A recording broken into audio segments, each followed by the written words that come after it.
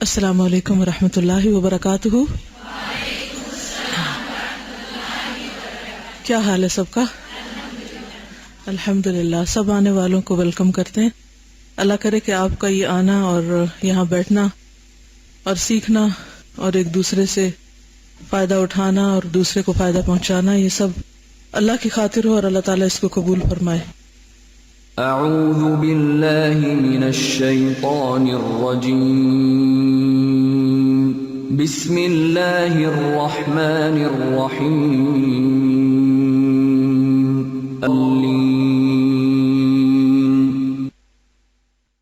نحمده ونصلی علی رسولہ الکریم، اما بعد فاعوذ باللہ من الشیطان الرجیم، بسم اللہ الرحمن الرحیم۔ رب اشرح لی صدری ویسر لی امری واحلل عقدۃ من لسانی یفقہوا قولی۔ آج ہم پیج 371 سے شروع کریں گے، 371 سے۔ جن لوگوں نے اس کتاب کو نہیں پڑھا یا اس کو نہیں جانتے، وہ کوشش کریں کہ اس کا پچھلا حصہ بھی پڑھ لیں، کیونکہ اس کتاب نے ذاتی طور پر مجھے خود بہت فائدہ دیا ہے اور بہت کچھ میں نے اس سے سیکھا ہے، اور بہت سی ایسی عادتیں چھوڑنے کا موقع ملا ہے جو اس سے پہلے نہیں چھوڑ پا رہی تھی، یعنی جو ناپسندیدہ عادتیں ہوتی ہیں، کیونکہ اس کا نام بھی دوائے شافی ہے، ایسی دوا جس سے شفا ہو، اور دلوں کے امراض کی شفا خاص طور پر۔ اور اگر دل درست ہو جائے تو باقی چیزیں خود ہی درست ہونے لگتی ہیں۔ کسی کتاب کو پڑھنا اور اس کو سننا اور پھر ایک خاص ماحول میں سننا، یہ سارے مختلف درجے ہیں سیکھنے کے۔ اس سے پہلے کہ کلاس میں شروع کروں، چند ایک باتیں آپ سے کہنا چاہوں گی۔ آپ سب ہمیں بہت عزیز ہیں اور اللہ کے راستے میں نکلے ہیں اور اللہ کے مہمان ہیں، اور آپ سب کا وقت بہت قیمتی ہے، اس کی ہم قدر کرتے ہیں، اور ہم چاہیں گے کہ اس وقت کے ایک ایک لمحے سے بھرپور فائدہ اٹھائیں۔ اگر ہم فائدہ اٹھانا چاہتے ہیں تو اس کے لیے ضروری ہے کہ کلاس میں مکمل یکسوئی اور خاموشی ہو۔ میں بچوں کو کلاس میں آنے سے لانے سے کبھی منع نہیں کرتی، لیکن ماؤں کا ساتھ ہی فرض بنتا ہے کہ اگر ان کا بچہ باقی سب کو ڈسٹرب کر رہا ہے اور ان کی ذات سے دوسروں کو تکلیف پہنچ رہی ہے تو وہ خود خیال کرتے ہوئے بچے کو تھوڑی دیر کے لیے باہر لے جائے، اور جب بچہ سیٹل ڈاؤن ہو جائے تو پھر آ جائے۔ اور اسی طرح بچے کو ان اٹینڈڈ کبھی بھی نہ چھوڑیں کہ وہ ادھر ادھر گھومتا پھرے، بھاگتا پھرے، کہیں تار سے اٹکے گا، کہیں پلر سے چوٹ لگ سکتی ہے، کچھ بھی ہو سکتا ہے، گم ہو سکتا ہے۔ تو اس لیے ہر ماں کا یہ بنیادی فرض ہے کہ وہ اپنے بچے کی نگرانی کرے اور اس کے اعمال کا جائزہ لے کہ وہ کیا کر رہا ہے، ٹھیک ہے؟ تو مجھے امید ہے کہ ہم سب اس کا خیال رکھیں گے۔ اگر بچہ کسی بھی وجہ سے آواز بلند کرے تو ماں فوراً لے جائے، اور اگر ماں کو وہ سنائی نہیں دے رہی آواز، کیونکہ بعض اوقات مائیں اتنی عادی ہوتی ہیں اپنے بچوں کی آوازیں سننے کی کہ ان کے لیے شور کا ہونا یا نہ ہونا برابر ہوتا ہے، تو اس لیے دوسرے لوگ متوجہ کر دیں، جو قریب میں کوئی بیٹھا ہو، کہ آپ اس کو باہر لے جائیں۔ فصل 81، عزیمتیں اور قلبی خیالات۔ عزیمت کا لفظ عزم سے ہے، ارادے، نیتیں۔ قلبی خیالات یعنی دل میں جو خیالات اٹھتے ہیں، اور خیالات کا منبع اور مرکز سرچشمہ ہے ہی دل۔ خطرات، اردو میں تو خطرے کی جمع اور خطرہ ہم کہتے ہیں ڈینجر کو، لیکن عربی زبان میں خطرہ کا مطلب ہوتا ہے خیال کا گزرنا، خیال آنا۔ تو خطرات یعنی قلبی خیالات، دل کے خیالات۔ قلبی خیالات کا معاملہ بڑا ہی سخت اور نازک ہے۔ ہم میں سے ہر شخص دل میں اٹھنے والے آنے والے خیالات، ارادے، خواہشات، سوچیں، گمان، ان سب کے بارے میں فکر مند رہتا ہے۔ ہم میں سے ہر شخص کسی نہ کسی لمحے، کسی نہ کسی مرحلے ضرور سوچتا ہے کہ میں کیا سوچ رہا ہوں، میں کیوں سوچ رہا ہوں۔ کبھی خیالات بہت اچھے ہوتے ہیں، کبھی ارادے بہت بلند ہوتے ہیں، کبھی خیالات بہت غمگین قسم کے ہوتے ہیں، کبھی مایوسی کے ہوتے ہیں، پریشان کن ہوتے ہیں، کبھی کسی کے بارے میں حسن ظن ہوتا ہے، کبھی کسی کے بارے میں برا گمان دل میں آ رہا ہوتا ہے، کبھی انسان اللہ کے بارے میں انتہائی محبت رکھتا ہے دل میں، اور کبھی دل کے اندر یقین میں کچھ کمی آ جاتی ہے۔ اور یہ سب کچھ اس طرح اٹھتا ہے کہ بعض اوقات انسان کو خود بھی اپنے اوپر یا اپنے خیالات پر کچھ کنٹرول نہیں ہوتا، پھر خیالات ایسی چیز ہیں کہ جن کا سلسلہ ختم ہونے کو آتا ہی نہیں، ایک کے بعد ایک، ایک کے بعد ایک.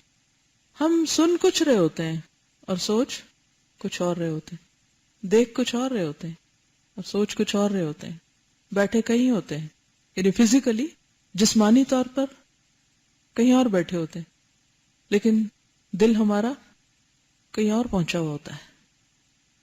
تو یہ کیفیات جو ہیں، ان کا درست ہونا، ان کا اچھا ہونا، یہ بے حد ضروری ہے. لیکن ان کا معاملہ نازک بھی ہے اور سخت بھی ہے. ہما یعنی ہر قسم کے خیر اور شر کا مبدا یعنی ابتدا کی جگہ، آغاز کی جگہ، سورس یعنی قلبی خیالات ہیں. آپ اچھا کرتے ہیں کیوں، کب؟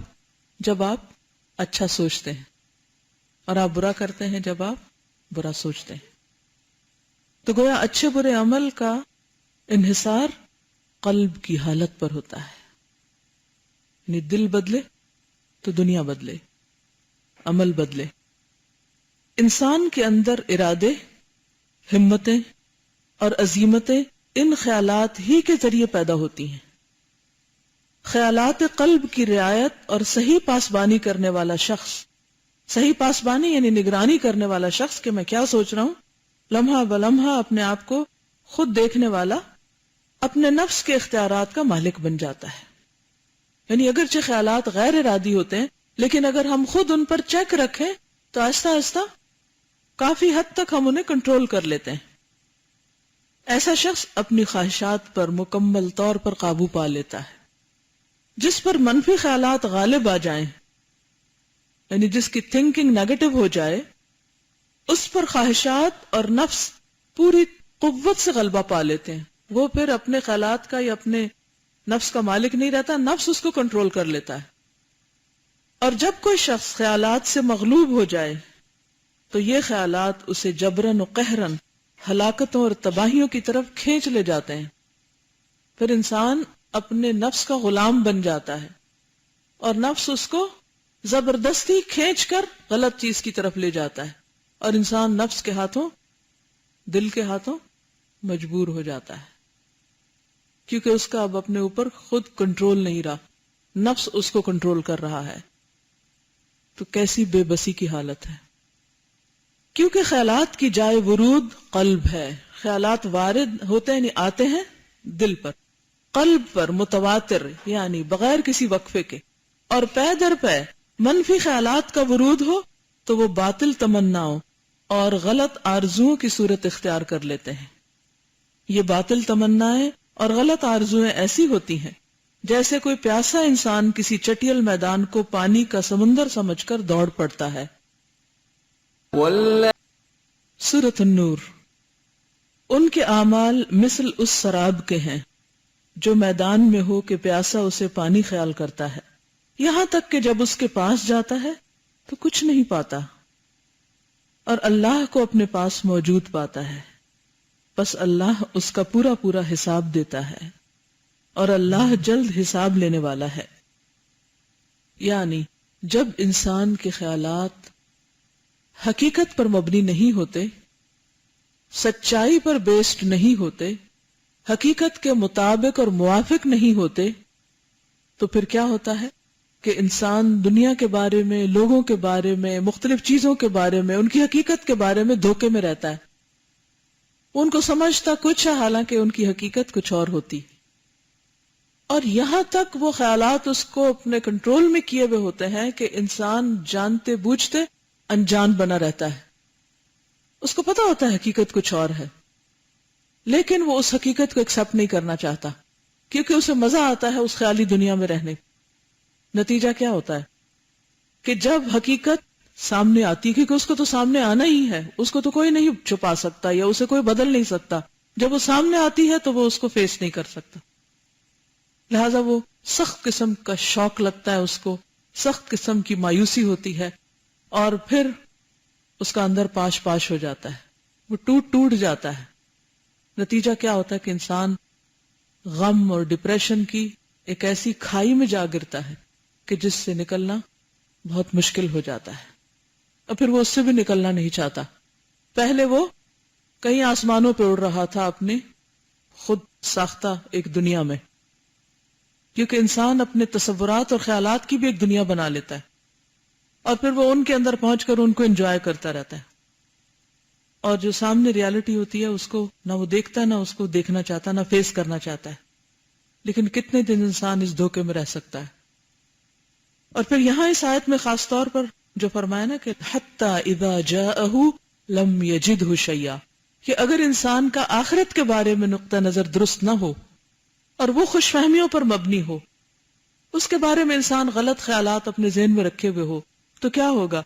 انسان سمجھ رہا ہے کہ وہ مرنے کے بعد کسی جنت میں پہنچ جائے گا، جبکہ جب موت کے فرشتے آتے ہیں تو حقیقت کھل کے سامنے آ جاتی ہے. لم یجدہ شیئا ووجد اللہ عندہ فوفاہ حسابہ. انسان کو پورا پورا اس کا حساب کر کے پکڑا دیا جاتا ہے کہ یہ تھے تم، یہ کر کے آئے ہو.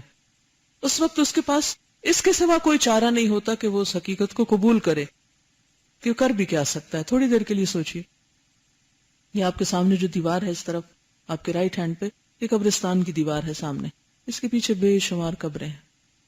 کسی بھی ایک قبر کے بارے میں تصور کیجئے کہ اس کے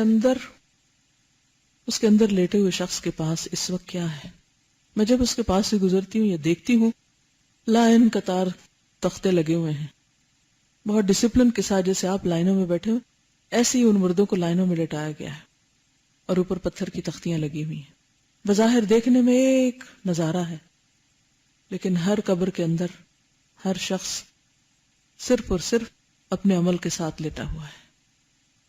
کوئی ساتھ کا شخص بھی رونے پیٹنے چیخنے چلانے کے باوجود بھی دوسرے کی کچھ مدد نہیں کر سکتا. اس کے پاس صرف وہ ہے جو وہ ساری زندگی اپنے ساتھ کما کے لے گیا. اگر اس کا یہ یقین تھا کہ قبر میں بھی حساب ہوگا اور قبر میں بھی جزا سزا کا عمل شروع ہو جاتا ہے اور اس کے مطابق وہ زندگی بسر کرتا رہا، تو جو اس کی سوچ تھی مرنے کے بعد کیا ہوگا، اس سوچ کے مطابق اس نے جو تیار کیا، جو کچھ سمجھا، وہی اس کے پاس موجود ہے، اس کے علاوہ کچھ اور نہیں. ہم خیالات میں مختلف چیزوں کو مختلف رنگ سے دیکھتے رہتے ہیں. ہم سبز کو سرخ بنا لیں، کالے کو سفید کہہ دیں، کہہ سکتے ہیں، ہو سکتا ہے کہ ہماری آنکھیں اس کو ایسے ہی دیکھتی ہوں، لیکن ریالٹی تو نہیں بدلتی، حقیقت تو تبدیل نہیں ہوتی، وہ تو جو ہے سو ہے. اس لیے بہت ضروری ہے کہ ہم حقیقت پسند ہوں، سچائی کو دیکھیں، پہچانیں اور اس کا اعتراف کریں، اس کو مانیں اور اپنے آپ کو اس کے مطابق تبدیل کریں، نہ کہ حق کو اپنی خواہشات کے مطابق تبدیل کرنے کی کوشش. یاد رکھیے کہ ایک سٹیج ہوتی ہے جب انسان کے پاس علم نہیں ہوتا، تو جہالت کی وجہ سے، اندھیرے میں رہنے کی وجہ سے وہ مختلف چیزوں کو مختلف طریقے سے دیکھتا ہے، مختلف اشیاء کو مختلف انداز سے دیکھتا ہے. آپ نے دیکھا ہوگا کہ جب اندھیرا ہوتا ہے تو وہی کمرہ، وہی چیزیں کچھ اور طرح دکھائی دیتی. مثلا کوئی چیز آپ کو لگی جیسے کوئی انسان کھڑا ہے، یا کوئی انسان کھڑا تو آپ سمجھیں کہ شاید کوئی پلر ہے، یعنی آپ کو کئی چیزوں کا دھوکا ہوتا ہے. جب لائٹ آتی ہے تو کہتے اوہ اچھا میرا امیجنیشن یہ کہہ رہا تھا، اور لیکن حقیقت کچھ اور ہے. اسی طرح آخرت کے بارے میں بھی ہم نے جو کچھ سوچ رکھا ہے، اگر وہ لا علمی پر مبنی ہے تو بھی بڑے ہی سخت دھوکے میں ہے، بہت بڑی مصیبت میں ہے. لیکن یہ یاد رکھیے کہ علم حاصل کرنے کے بعد بھی نفس کی چالیں اتنی سخت ہیں کہ انسان کا اس دھوکے سے نکلنا، سچائی کو دیکھنا اور اسے قبول کرنا انتہائی مشکل ہوتا ہے. پھر بھی وہ نہیں دیکھ پاتا. بنی اسرائیل کے علماء کو کیا ہوا تھا؟ انہوں نے کیا ٹرک کیے، انہوں نے کیا چال بازی کی، انہوں نے کس طرح اپنے آپ کو دھوکہ دیا؟ خود کو بدل کر نہیں، کتاب اللہ کو بدلنے کی کوشش کی. یہ نفس کی چالیں اتنی سخت ہوتی ہیں کہ انسان پڑھ لکھ کر بھی خود کو بدلنے کی بجائے اللہ کی کتاب کو بدلنے کی کوشش کرتا ہے تاکہ وہ اس کی خواہش کے مطابق ڈھل جائے، اور پھر خود کو دھوکہ دیتا ہے اور لوگوں کو بھی دھوکہ دیتا ہے کہ میں بڑا دیندار ہوں، بڑا نیک ہوں، حالانکہ حقیقت اس کے بالکل برعکس ہوتی ہے. ایسے لوگوں کی تو دوہری پکڑ ہے. ہم سب قرآن پڑھ چکے ہیں اور پڑھنے کے بعد ہم سمجھتے ہیں کہ ہم بڑے نیک بن چکے ہیں اور ہم دوسرے لوگوں سے بہت اچھے ہو چکے ہیں اور اب تو جنت ہمارے لکھ دی گئی. حالانکہ حقیقت یہ نہیں ہے. پڑھنے کے باوجود بھی انسان کا تصور، خیالات، سوچیں، نفس کی چالیں چیزوں کو کچھ سے کچھ بنا کے دکھاتی ہیں، اور اس طرح انسان پھر حقیقت سے دور رہتا ہے. تو انسان کا فائدہ اور بھلائی اسی میں ہے کہ وہ سچائی کو قبول کر لے اور سچائی کو سچائی کے طور پر لے. وہ آدمی نہایت ہی دو ہمت یعنی کم ہمت اور ذلیل النفس ہے جو حقائق کے مقابلے میں غلط تمناؤں اور جھوٹی آرزوؤں پر قناعت کر بیٹھے اور اپنی تمناؤں اور آرزوؤں سے اپنے آپ کو مزین اور آراستہ کر لے. یعنی بڑی خوش فہمیوں میں رہے اور اپنی ہی ایک دنیا بنائی ہوئی ہو اور اس پہ بڑے مان ہو اس کو اور بڑا خوش ہو کہ جو میں کر رہا ہوں وہ بڑا اچھا ہے. سورۃ الکہف آج آپ نے پڑھی ہوگی. اللہ سبحانہ و تعالیٰ ہر ہفتے یاد کرواتے ہیں قُلْ هَلْ نُنَبِّئُكُمْ بِالْأَخْسَرِينَ أَعْمَالًا الَّذِينَ ضَلَّ سَعْيُهُمْ فِي الْحَيَاةِ الدُّنْيَا وَهُمْ يَحْسَبُونَ أَنَّهُمْ يُحْسِنُونَ صُنْعًا. کیا ہم بتائیں تم کو کہ اعمال کے اعتبار سے سب سے زیادہ گھاٹے میں کون لوگ ہیں؟ وہ لوگ جن کی ساری کوششیں دنیا میں کھپ گئیں اور وہ سمجھتے ہیں کہ وہ بہت اچھے کام کر رہے ہیں. کوئی بھی شخص جو دنیاوی اعتبار سے بہت کامیاب انسان ہو اس سے آپ پوچھئے کہ وہ کتنا کانفیڈنٹ نہیں اوور کانفیڈنٹ ہوتا ہے کہ جو کچھ وہ کر رہا ہے وہ بہت اچھا ہے. اس کے مقابلے میں اگر کوئی شخص خدا سے ڈرتا ہے اور اللہ کی خاطر اپنا مال، وقت، جان لگاتا ہے تو اس کی نظر میں انتہائی بے وقوف ہو سکتا ہے. تو کچھ لوگ ہوتے ہیں جو اللہ کی رضا کے لیے کام کرتے ہیں اور کچھ ہوتے ہیں جو بندوں کی رضا کے لیے کام کرتے ہیں. کچھ ہوتے ہیں جو دنیا پانے اور دنیا چاہنے اور دنیا کے مقاصد کے لیے ہی سب کام کرتے ہیں، اور کچھ ہوتے ہیں جو دنیا کا نقصان کر کے اپنی آخرت کمانے کی فکر میں ہوتے ہیں. یہ دونوں کردار برابر نہیں ہوتے، دونوں کی سوچ میں فرق ہوتا ہے. آپ دیکھیے بظاہر دیکھنے میں بعض اوقات دونوں کے اعمال ایک جیسے نظر آ سکتے ہیں، لیکن اندر کی سوچ کا فرق، ارادے کا فرق، نیت کا فرق اس عمل کی نوعیت کو بدل دیتا ہے، اس کی جزا کو بدل دیتا ہے. تو اس لیے کسی بھی ظاہری چیز پر دھوکہ نہیں کھانا چاہیے. ابن القیم کہتے ہیں اللہ کی قسم یہ غلط تمنائیں، جھوٹی آرزوئیں مفلس کنگالوں کا سرمایہ اور غلط کار سودے بازوں کا رأس المال ہے. یعنی جو لوگ غلط کام کرتے ہیں ان کا یہ وتیرہ، ان کا یہ طریقہ ہے. یہ تمنائیں اور آرزوئیں ان ناکارہ انسانوں کی طاقت ہیں جو صرف خیالات کی دنیا میں بستے اور حقائق کی غلط امیدیں باندھتے ہیں. یعنی انہوں نے اپنے خیالات کی ایک دنیا بنائی ہوئی، اسی پہ خوش ہیں اور حقیقت کے بارے میں غلط امیدیں رکھے ہوئے ہیں. کسی شاعر نے کیا اچھا کہا ہے، امانی من سعدا رواء علی الظمأ سقطنا بها سعدا علی ظمأ بردا. سعدا نے جس کی محبوبہ ہے، سودا سے میری تمنا پیاسے کی سیرابی تھی. یعنی شاعر کہتا ہے کہ میں اپنی محبوبہ سے کیا چاہتا تھا کہ میرے اندر جو طلب ہے اس کے لیے وہ پوری ہو جائے. سودا نے پیاس پر اولے دیے، یعنی اس نے پانی پلانے کی بجائے، سیراب کرنے کی بجائے کیا کیا؟ اولے ٹھنڈے ہوتے ہیں نا، یعنی بہت کولڈ رویہ اختیار کیا. اولوں سے پیاس نہیں بجھتی. منا ان تکن حقا تکن احسن المنا، منا کہتے خواہشات کو. وَإِلَّا فَقَدْ عِشْنَا بِهَا زَمَنًا رَغَدًا، تمنائیں اگر صحیح ہوتی تو بہترین تمنائیں ہوتی. یعنی سب سے اچھی چیز پھر تمنا ہی ہوتی، کیونکہ سب سے خوبصورت چیز لگتی ہے نا وہ، ورنہ ہم اس کے ساتھ مدتوں خوش رہے ہیں. اس کو آپ یوں سمجھیے کہ مثلاً آپ کسی انسان کے بارے میں سوچتے رہتے ہیں اور آپ نے اپنی ایک امیجنری دنیا قائم کر رکھی ہے اور اسی کے اندر آپ یعنی کہ کسی سے بہت امیدیں وابستہ ہیں آپ کو، اور آپ سمجھتے ہیں کہ وہ انسان مجھے مل جائے یا اس سے ملاقات ہو جائے یا اس کو میں پا لوں تو میرے سارے مسائل حل ہو جائیں گے اور مجھے سب کچھ مل جائے گا. پھر کیا ہوتا ہے کہ جو آپ کے خوابوں کا شہزادہ ہوتا ہے جب وہ آپ کو مل جاتا ہے تو پھر اس کے ساتھ آپ حشر کیا کرتے ہیں، یا وہ آپ کے ساتھ کیا حشر کرتا ہے. دنیا میں ایک بار نہیں کئی بار انسان اپنی تمناؤں، ارادوں، امیدوں، خوش فہمیوں کو یا ان کے محلات کو اسی طرح ٹوٹتے ہوئے دیکھتا نہیں کہ جس چیز سے کوئی بھی چیز ہو، مثلا کھانے میں آپ کو کسی چیز کا بہت شوق ہے، پہننے میں شوق ہے، کسی جگہ جانے کا شوق ہے، کسی بھی طرح کا، اس کے بارے میں جو آپ کا تصور ہے ضروری نہیں کہ وہ تصور ویسا ہی ہو. پھر کیا ہوتا ہے؟ آپ جس چیز کی تمنا رکھتے ہیں جب اس تک پہنچ جاتے ہیں تو وہ کیا ثابت ہوتی ہے؟ جیسے سراب، کہ جس چیز سے آپ چاہتے تھے کہ سیراب ہو جائیں، وہ سیراب کرنے کی بجائے آپ کے لیے سراب بن گئی. دو یہ کہ نقطے اڑ گئے اس میں سے اور آپ سیراب نہ ہو سکے. پھر آپ کیا کرتے ہیں؟ واپس اپنی اسی خیالی دنیا میں لوٹ کر اسی میں انجوائے کرنا چاہتے ہیں. تو کہتے ہیں تمنائیں اگر صحیح ہوتی تو بہترین تمنائیں ہوتی، ورنہ ہم اس کے ساتھ مدتوں خوش رہے ہیں. یعنی اپنی خیالی دنیا میں سودا کے ساتھ بڑے خوش رہے اور اس کی چاہت ہمارے دل میں بہت رہی اور اس سے بڑی امیدیں رہیں، لیکن جب اس سے ملاقات ہوئی تو اولے قسمت میں آئے یا اولے ہمارے حصے میں آئے. خیالات تو کیا ہے؟ انویزیبل چیز ہے نا، وہ ایک محسوسات ہیں، جیسا آپ محسوس کریں. یعنی خیالات بعضوں کا اتنی اسٹرانگ چیز ہو جاتے ہیں کہ اگر آپ سخت گرمی میں بھی یہ سوچنا شروع کر دینا نہیں میں تو ٹھنڈک میں بیٹھی ہوں، تو آپ کو ویسے ہی فیل ہونے لگے گا. یعنی آپ کا جسم بھی بعضوں کا آپ کے خیالات کے تابع ہو جاتا ہے، رونگٹے کھڑے ہو جاتے ہیں، خوشی کے اثرات آپ کے چہرے پہ آ جاتے ہیں اور بہت سی کیفیات بدلتی ہیں. دل زور زور سے دھڑکنے لگتا ہے، پورا سسٹم جو ہے وہ آپ کے ایموشنز کے تحت یعنی اس کے اندر آ جاتا ہے. سمجھانا کیا چاہتے ہیں اس شعر سے؟ کہ خیالات خیالات ہوتے ہیں، ان کی کوئی حقیقت نہیں ہوتی.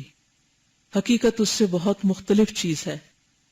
خیالات آتے رہتے ہیں اور انسان خیالی دنیا میں رہتا ہے اور انسان اپنے خیالات کو انجوائے کرتا رہتا ہے، لیکن ریالٹی جو ہے وہ اولوں کی طرح، اولے بھی پتھر کی قسم کے ہوتے ہیں نا، وہ پتھروں کی طرح ہوتے ہیں. پڑھتے ہیں تو انسان کو سمجھ آتی ہے کہ آٹے دال کا بھاؤ کیا ہے، حقیقت کیا ہے. تو یہ دو بالکل متضاد چیزیں ہیں، ایک ہے سوچوں کی دنیا اور ایک ہے حقیقت کی دنیا. ہم کس دنیا میں رہتے ہیں، کس پر خوش ہیں، اور پھر کتنا اپنے آپ کو دھوکہ دیتے ہیں کہ جب ریالٹی کو فیس نہیں کر سکتے پھر واپس اپنے خوابوں میں جا کر خوابوں ہی کو انجوائے کرنا چاہتے ہیں. بعض اوقات آپ نے دیکھا ہوگا کہ آپ خواب دیکھ رہے ہیں اور کوئی آپ کو جگاتا ہے تو آپ کیا چاہتے ہیں؟ اس وقت جاگنا چاہتے ہیں؟ نہیں، چاہے اس وقت تو آپ کو کہے کہ یہ بڑے سے بڑا کوئی انعام ہے، کوئی چیز ہے تمہاری پسند کی، تو آپ کہتے ہیں نہیں مجھے سونے دو، مجھے خواب مکمل کرنے دو، حالانکہ پتہ ہوتا خواب ہے. تو آخرت کے بارے میں، اللہ کے بارے میں، دین کے بارے میں، اپنے انجام کے بارے میں، خود اس دنیا کی حقیقت کے بارے میں ہم خیالی اور خوابوں کی دنیا میں رہنا پسند کرتے ہیں. یہ غلط تمنائیں اور آرزویں انسان کے حق میں جس قدر مضر ہیں، نقصان دہ ہیں، دوسری کوئی چیز اس قدر مضر نہیں. ان کی پیداوار محض عجز و کسل یعنی سستی، بے ہمتی اور کاہلی سے ہوتی ہے. پھر اس سے ہمہ قسم کی کوتاہیاں پیدا ہوتی ہیں. یعنی سستی سے آغاز ہوتا ہے اور پھر وہ اور کوتاہیوں کو ایک کے بعد ایک چیز ڈیلے ہو رہی ہے، ایک کے بعد ایک کام پینڈنگ میں جا رہا ہے، ایک کے بعد ایک چیز پیچھے چلی جا رہی، تو سب کچھ ضائع ہو جاتا ہے اور سوائے حسرتوں اور ندامتوں کے اس سے کچھ حاصل نہیں ہوتا. بلکہ یہ سمجھ لیجئے کہ یہ ہرما نصیبیاں، ہرما یعنی محروم، نصیبیاں نصیب قسمت، اس کی قسمت میں مقدر ہو چکی ہیں، لکھی جا چکی ہیں. جس آدمی کی زندگی صرف تمنا اور آرزوؤں سے وابستہ ہے، حقیقت تک کبھی اسے رسائی نہیں ہوتی.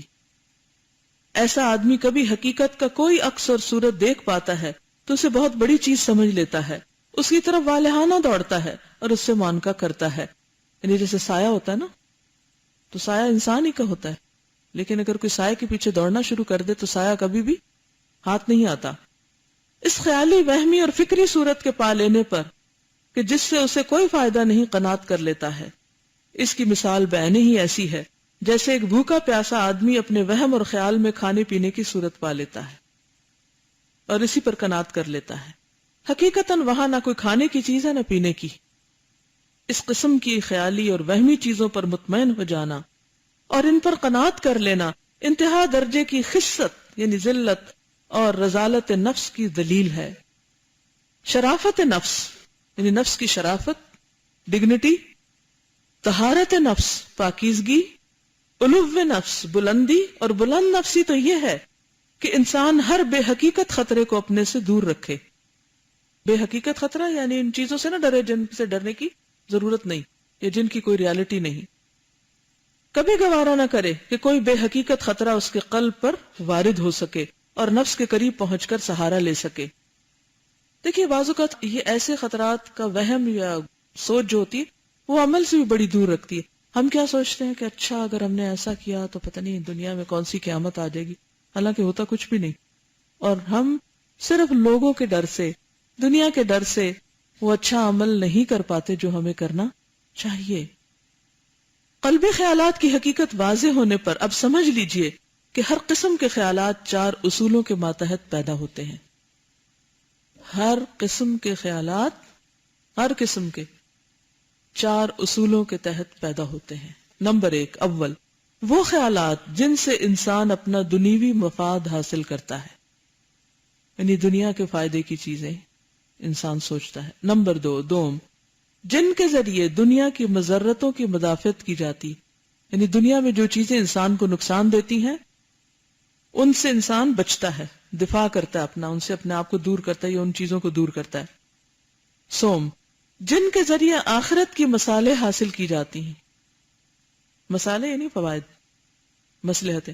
چہارم وہ خیالات جن کے ذریعے آخرت کی مضرتوں کی مدافعت کی جاتی ہے. تو 2 ہو گئی نا، بیسیکلی 2 چیزیں، ایک دنیا اور ایک آخرت. جیسے پہلے بھی میں نے عرض کیا تھا نا کہ کچھ لوگ رضوان اللہ چاہتے ہیں، کچھ رضوان العباد چاہتے ہیں، کچھ دنیا کے لیے کام کرتے ہیں، کچھ آخرت کے لیے کام کرتے ہیں. تو اب ہم 2 کے بیچ میں ہوتے ہیں. بعض اوقات ہم کام کر رہے ہوتے ہیں دنیا کے فائدے کے لیے اور دنیا کے نقصان سے بچنے کے لیے، اور بعض اوقات ہماری پرائرٹی کیا ہوتی ہے، آخرت کے فائدے کے لیے کام کرنا اور آخرت کے نقصان سے بچنے کے لیے فکر مند ہونا. اب یہ 2 چیزیں ایک ساتھ ساتھ چل رہی ہوتی ہیں، کہیں ان کے اندر کلیش ہو جاتا ہے، اور وہی ہمارے امتحان کا وقت ہوتا ہے کہ ہم کس کو پرائرٹی دیتے ہیں، اوپر کون سی چیز ہے، اہم ترین کیا ہے. اور اس کے لیے بھی ہم سب اپنا جائزہ خود لے کے دیکھ سکتے ہیں کہ ہم واقعی حقیقت پسند ہیں یا نہیں. کیونکہ بہت سے لوگ دنیا کے فائدے کے لیے آخرت کے فائدے کو کیا کرتے ہیں، قربان کر دیتے ہیں، اور بہت سے لوگ دنیا کے نقصان سے بچنے کے لیے آخرت کا نقصان مول لے لیتے ہیں. اور اس کے برعکس کچھ لوگ وَمِنَ النَّاسِ مَن يَشْرِي نَفْسَهُ ابْتِغَاءَ مَرْضَاتِ اللَّهِ، لوگوں میں سے کچھ لوگ ایسے ہیں جو اپنا آپ بیچ ڈالتے ہیں، کیا چاہنے کے لیے، ابتغاء مرضات اللہ واللہ رؤوف بالعباد، ایسے بندوں کے لیے اللہ بھی بڑا شفقت کرنے والا ہے. اس کے برعکس کچھ اور لوگ کیا کرتے ہیں، وہ اپنا آپ کس کے لیے بیچ ڈالتے ہیں، دنیا کے فائدے حاصل کرنے کے لیے. نہ انہیں کھانے کی ہوش، نہ پینے کی، نہ سونے کی، نہ آرام کی، کسی چیز کی نہیں. کس چیز کا فائدہ یا نقصان ان کو اکسائے ہوئے کام کرنے پر، محنت کرنے پر، محض دنیا.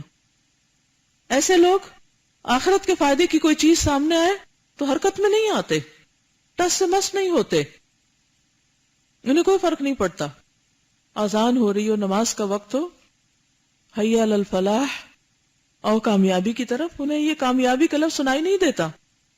اس کے برعکس ان کے نزدیک کامیابی کیا ہے، کوئی بھی ان کی وقتی، شارٹ ٹرم، لانگ ٹرم، کوئی بھی کامیابی جس کو وہ اپنے خوابوں کی دنیا میں سجائے ہوئے ہیں، جس منزل تک وہ پہنچنا چاہتے ہیں، اس کے لیے ہر طرح کی قربانی کرنے کو تیار رہتے ہیں. تو دونوں موٹیوز بالکل فرق ہے نا، اسی لیے ایکشنز بھی فرق ہے، عمل بھی فرق ہے.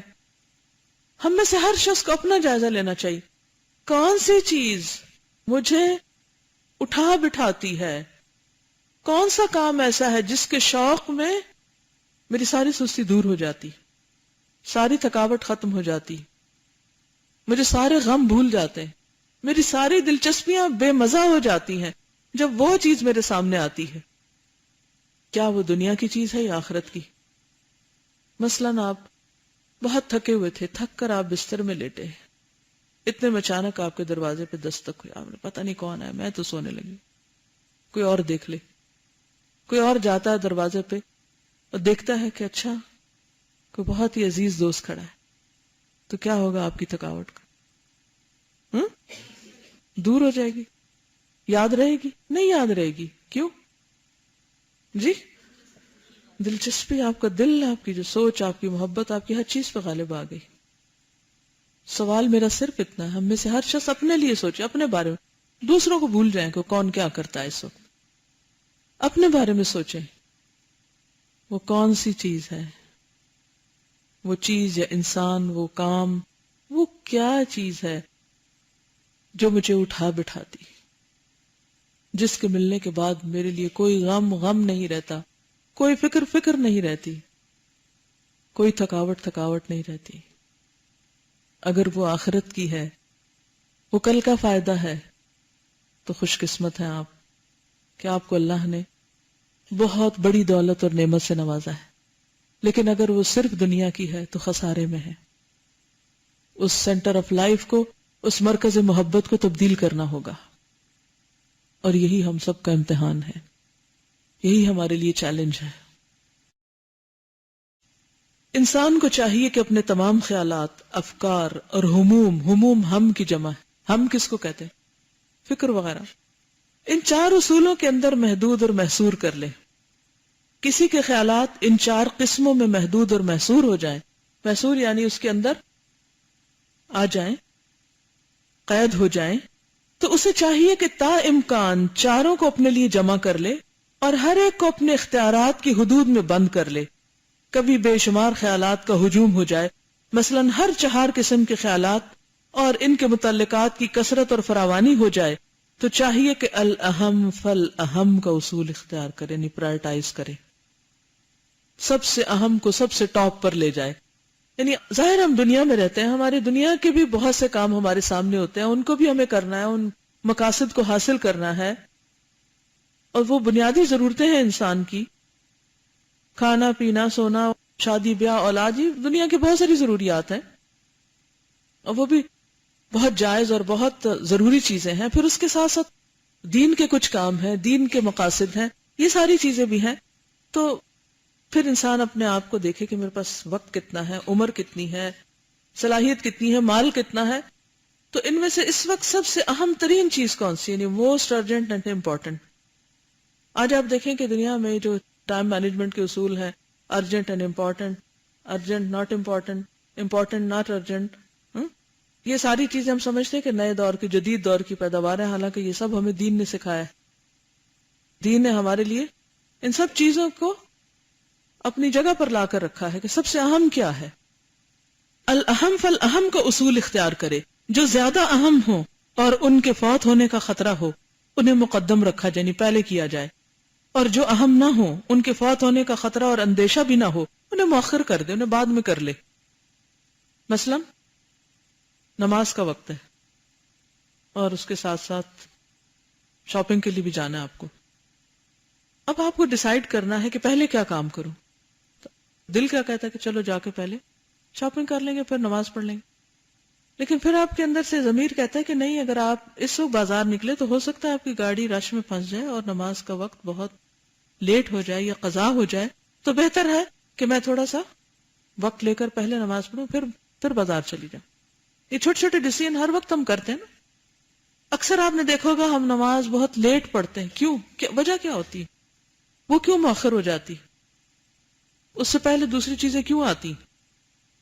کیونکہ ان میں دلچسپی ہوتی، یا ان کا وقتی فائدہ میں نظر آ رہا ہوتا ہے، یا محض سستی ہوتی، اور کیا وجہ ہو سکتی. تو یہ ہر انسان کو پتا ہے کہ جس چیز سے اس کی دلچسپی ہوتی ہے اس کو وہ خود بخود پہلے پرائرٹی پر لے آتا ہے.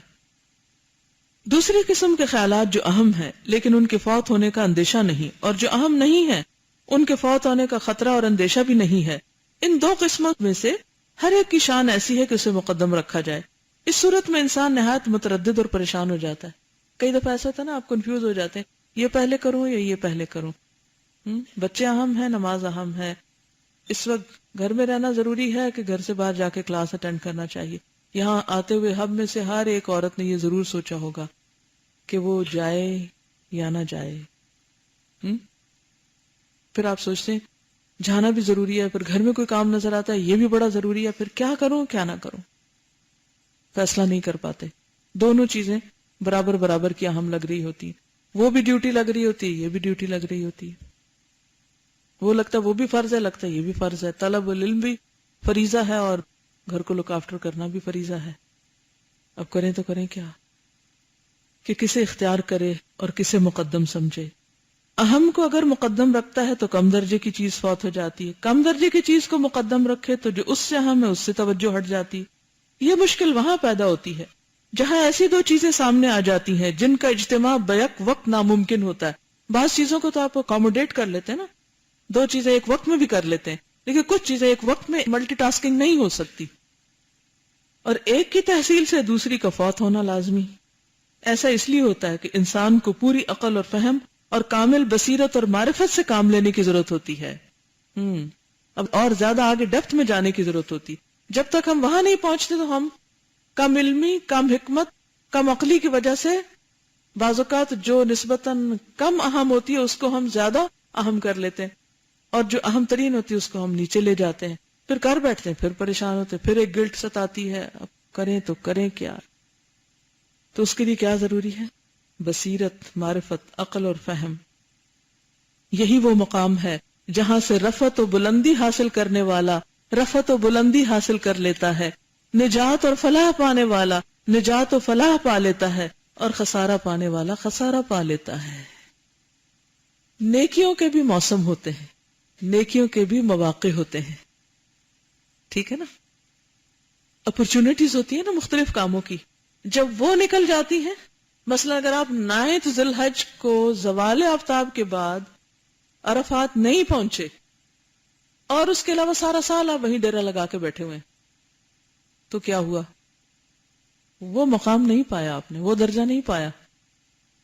اسی طرح جو نماز آپ نے وقت کے اندر پڑھی، اگر وقت کے بعد یا ایون پہلے بھی آسانی کے لیے اس کو 2-3 دفعہ کر لے وہ کام، اس کو وہ فائدہ نہیں. تو یہ جو نیکی کے مواقع آتے ہیں، مثلا ایک وقت میں کسی نے آپ کو پکارا، پانی چاہیے، آپ کہتے اچھا میں بعد میں دے دوں گا، ابھی کو اور دے دے. یہ ایک موقع آیا تھا آپ کے سامنے، آپ کو کوئی ڈیسیژن لینا تھا. اگر آپ ڈیسیژن لے کر، اگر آپ کو اتنی سمجھ ہو، فہم ہو کہ اچھا یہ تو اس وقت بہت بڑی نیکی، اور آپ کا دل گواہی دیتا اور آپ فوراً اٹھ کے بھاگ پڑتے ہیں اور پانی پلا کے آ جاتے ہیں، تو اب آپ کا وہ درجہ جو اس میں پہلے آپ یہاں بیٹھے ہوئے تھے اس سے ایک دم رفعت و بلندی والا ہو گیا. لیکن اگر آپ نے اس موقع کو کھو دیا، اس کال پر لبیک نہیں کہی، تو بعد میں آپ 10 لوگوں کو پانی پلائیں، وہاں تک آپ نہیں پہنچ سکتے. تو اس کے لیے انسان کو تقوی والا دل چاہیے، ہر وقت الرٹ رہنے کی ضرورت ہوتی ہے کہ اس وقت کس چیز کا موقع، کون سی اپرچونٹی، کس چیز کا فائدہ زیادہ ہے. اور جتنی جتنی آپ کو معرفت ہوتی جائے گی، جتنا جتنا آپ اپنے دل کے اندر کی آواز کو سننے کے قابل ہو جائیں گے، اور اس کے لیے جتنا آپ بہادر ہو جائیں گے اتنا ہی آپ آگے بڑھ جائیں گے. آپ نے 7 ہیبٹس کے نام سے کتاب تو پڑھی ہوگی، ہائیلی افیکٹو پیپل کی، جو ہے 7 عادتیں.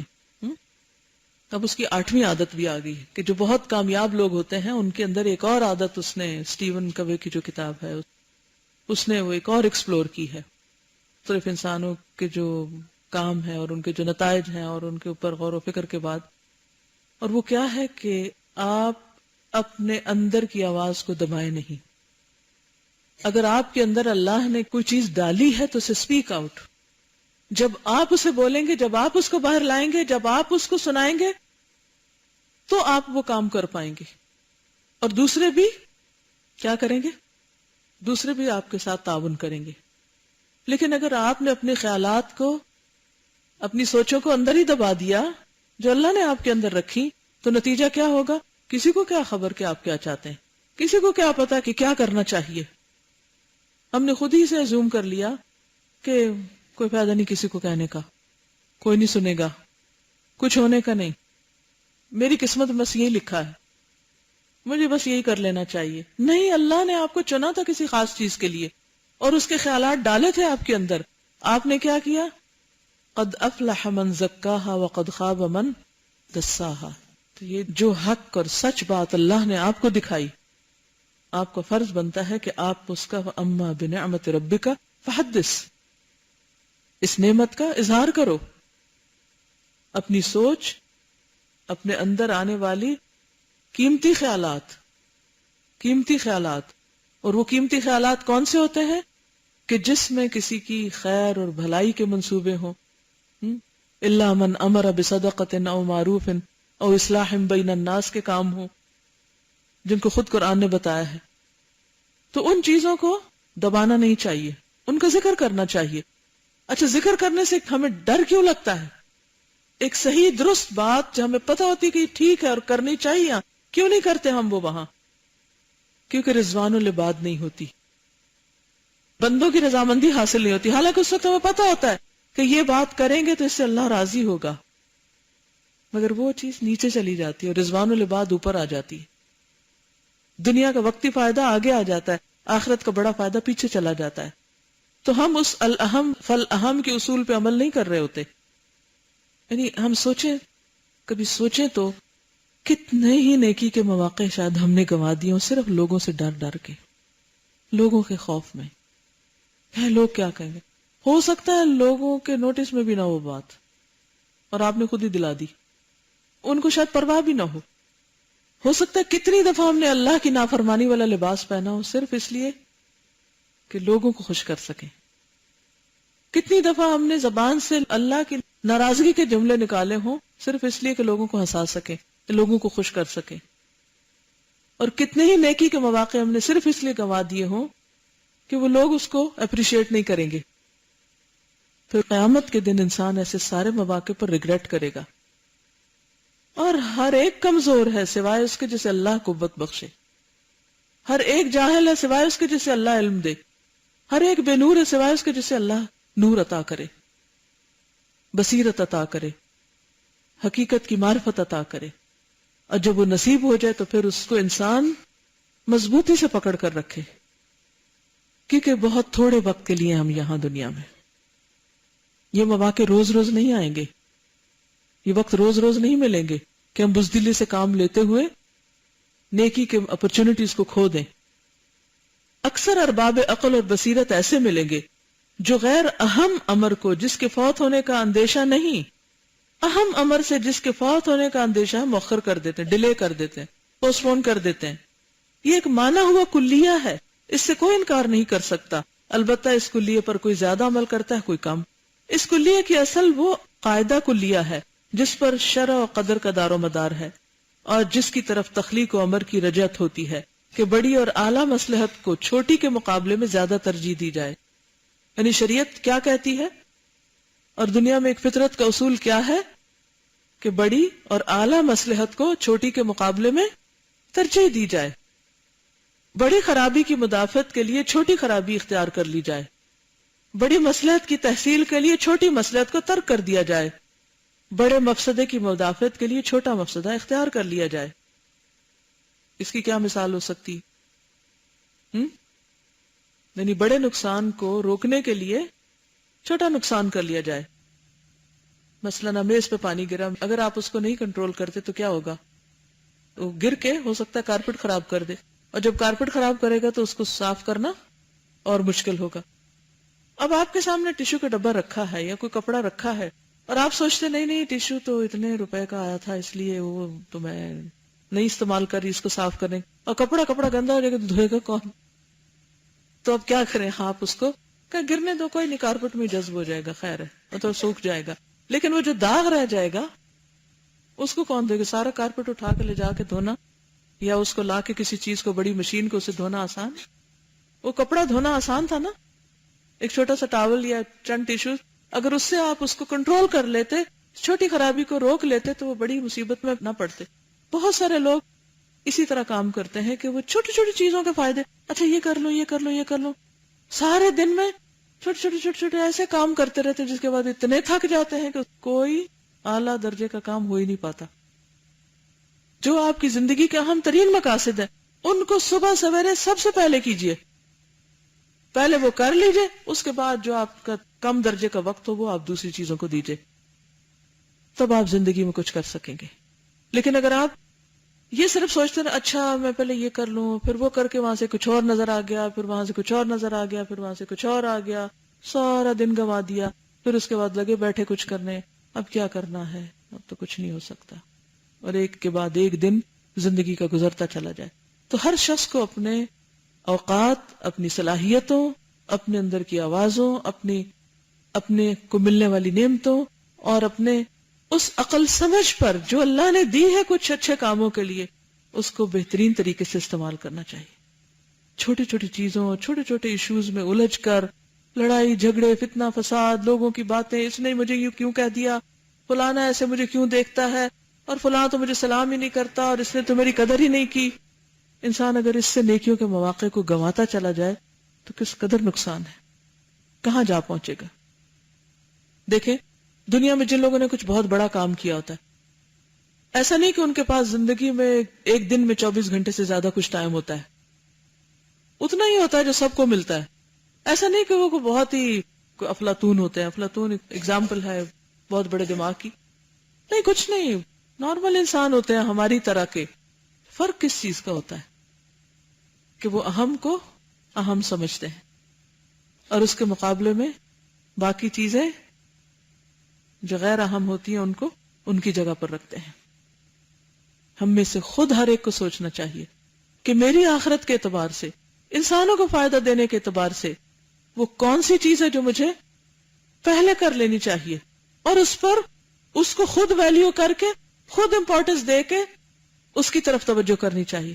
اگر آپ خود اپنے مقاصد کو زیادہ اہمیت نہیں دیتے، کسی کو آپ کی کیا پرواہ کہ وہ آپ کے لیے رستے ہموار کرے.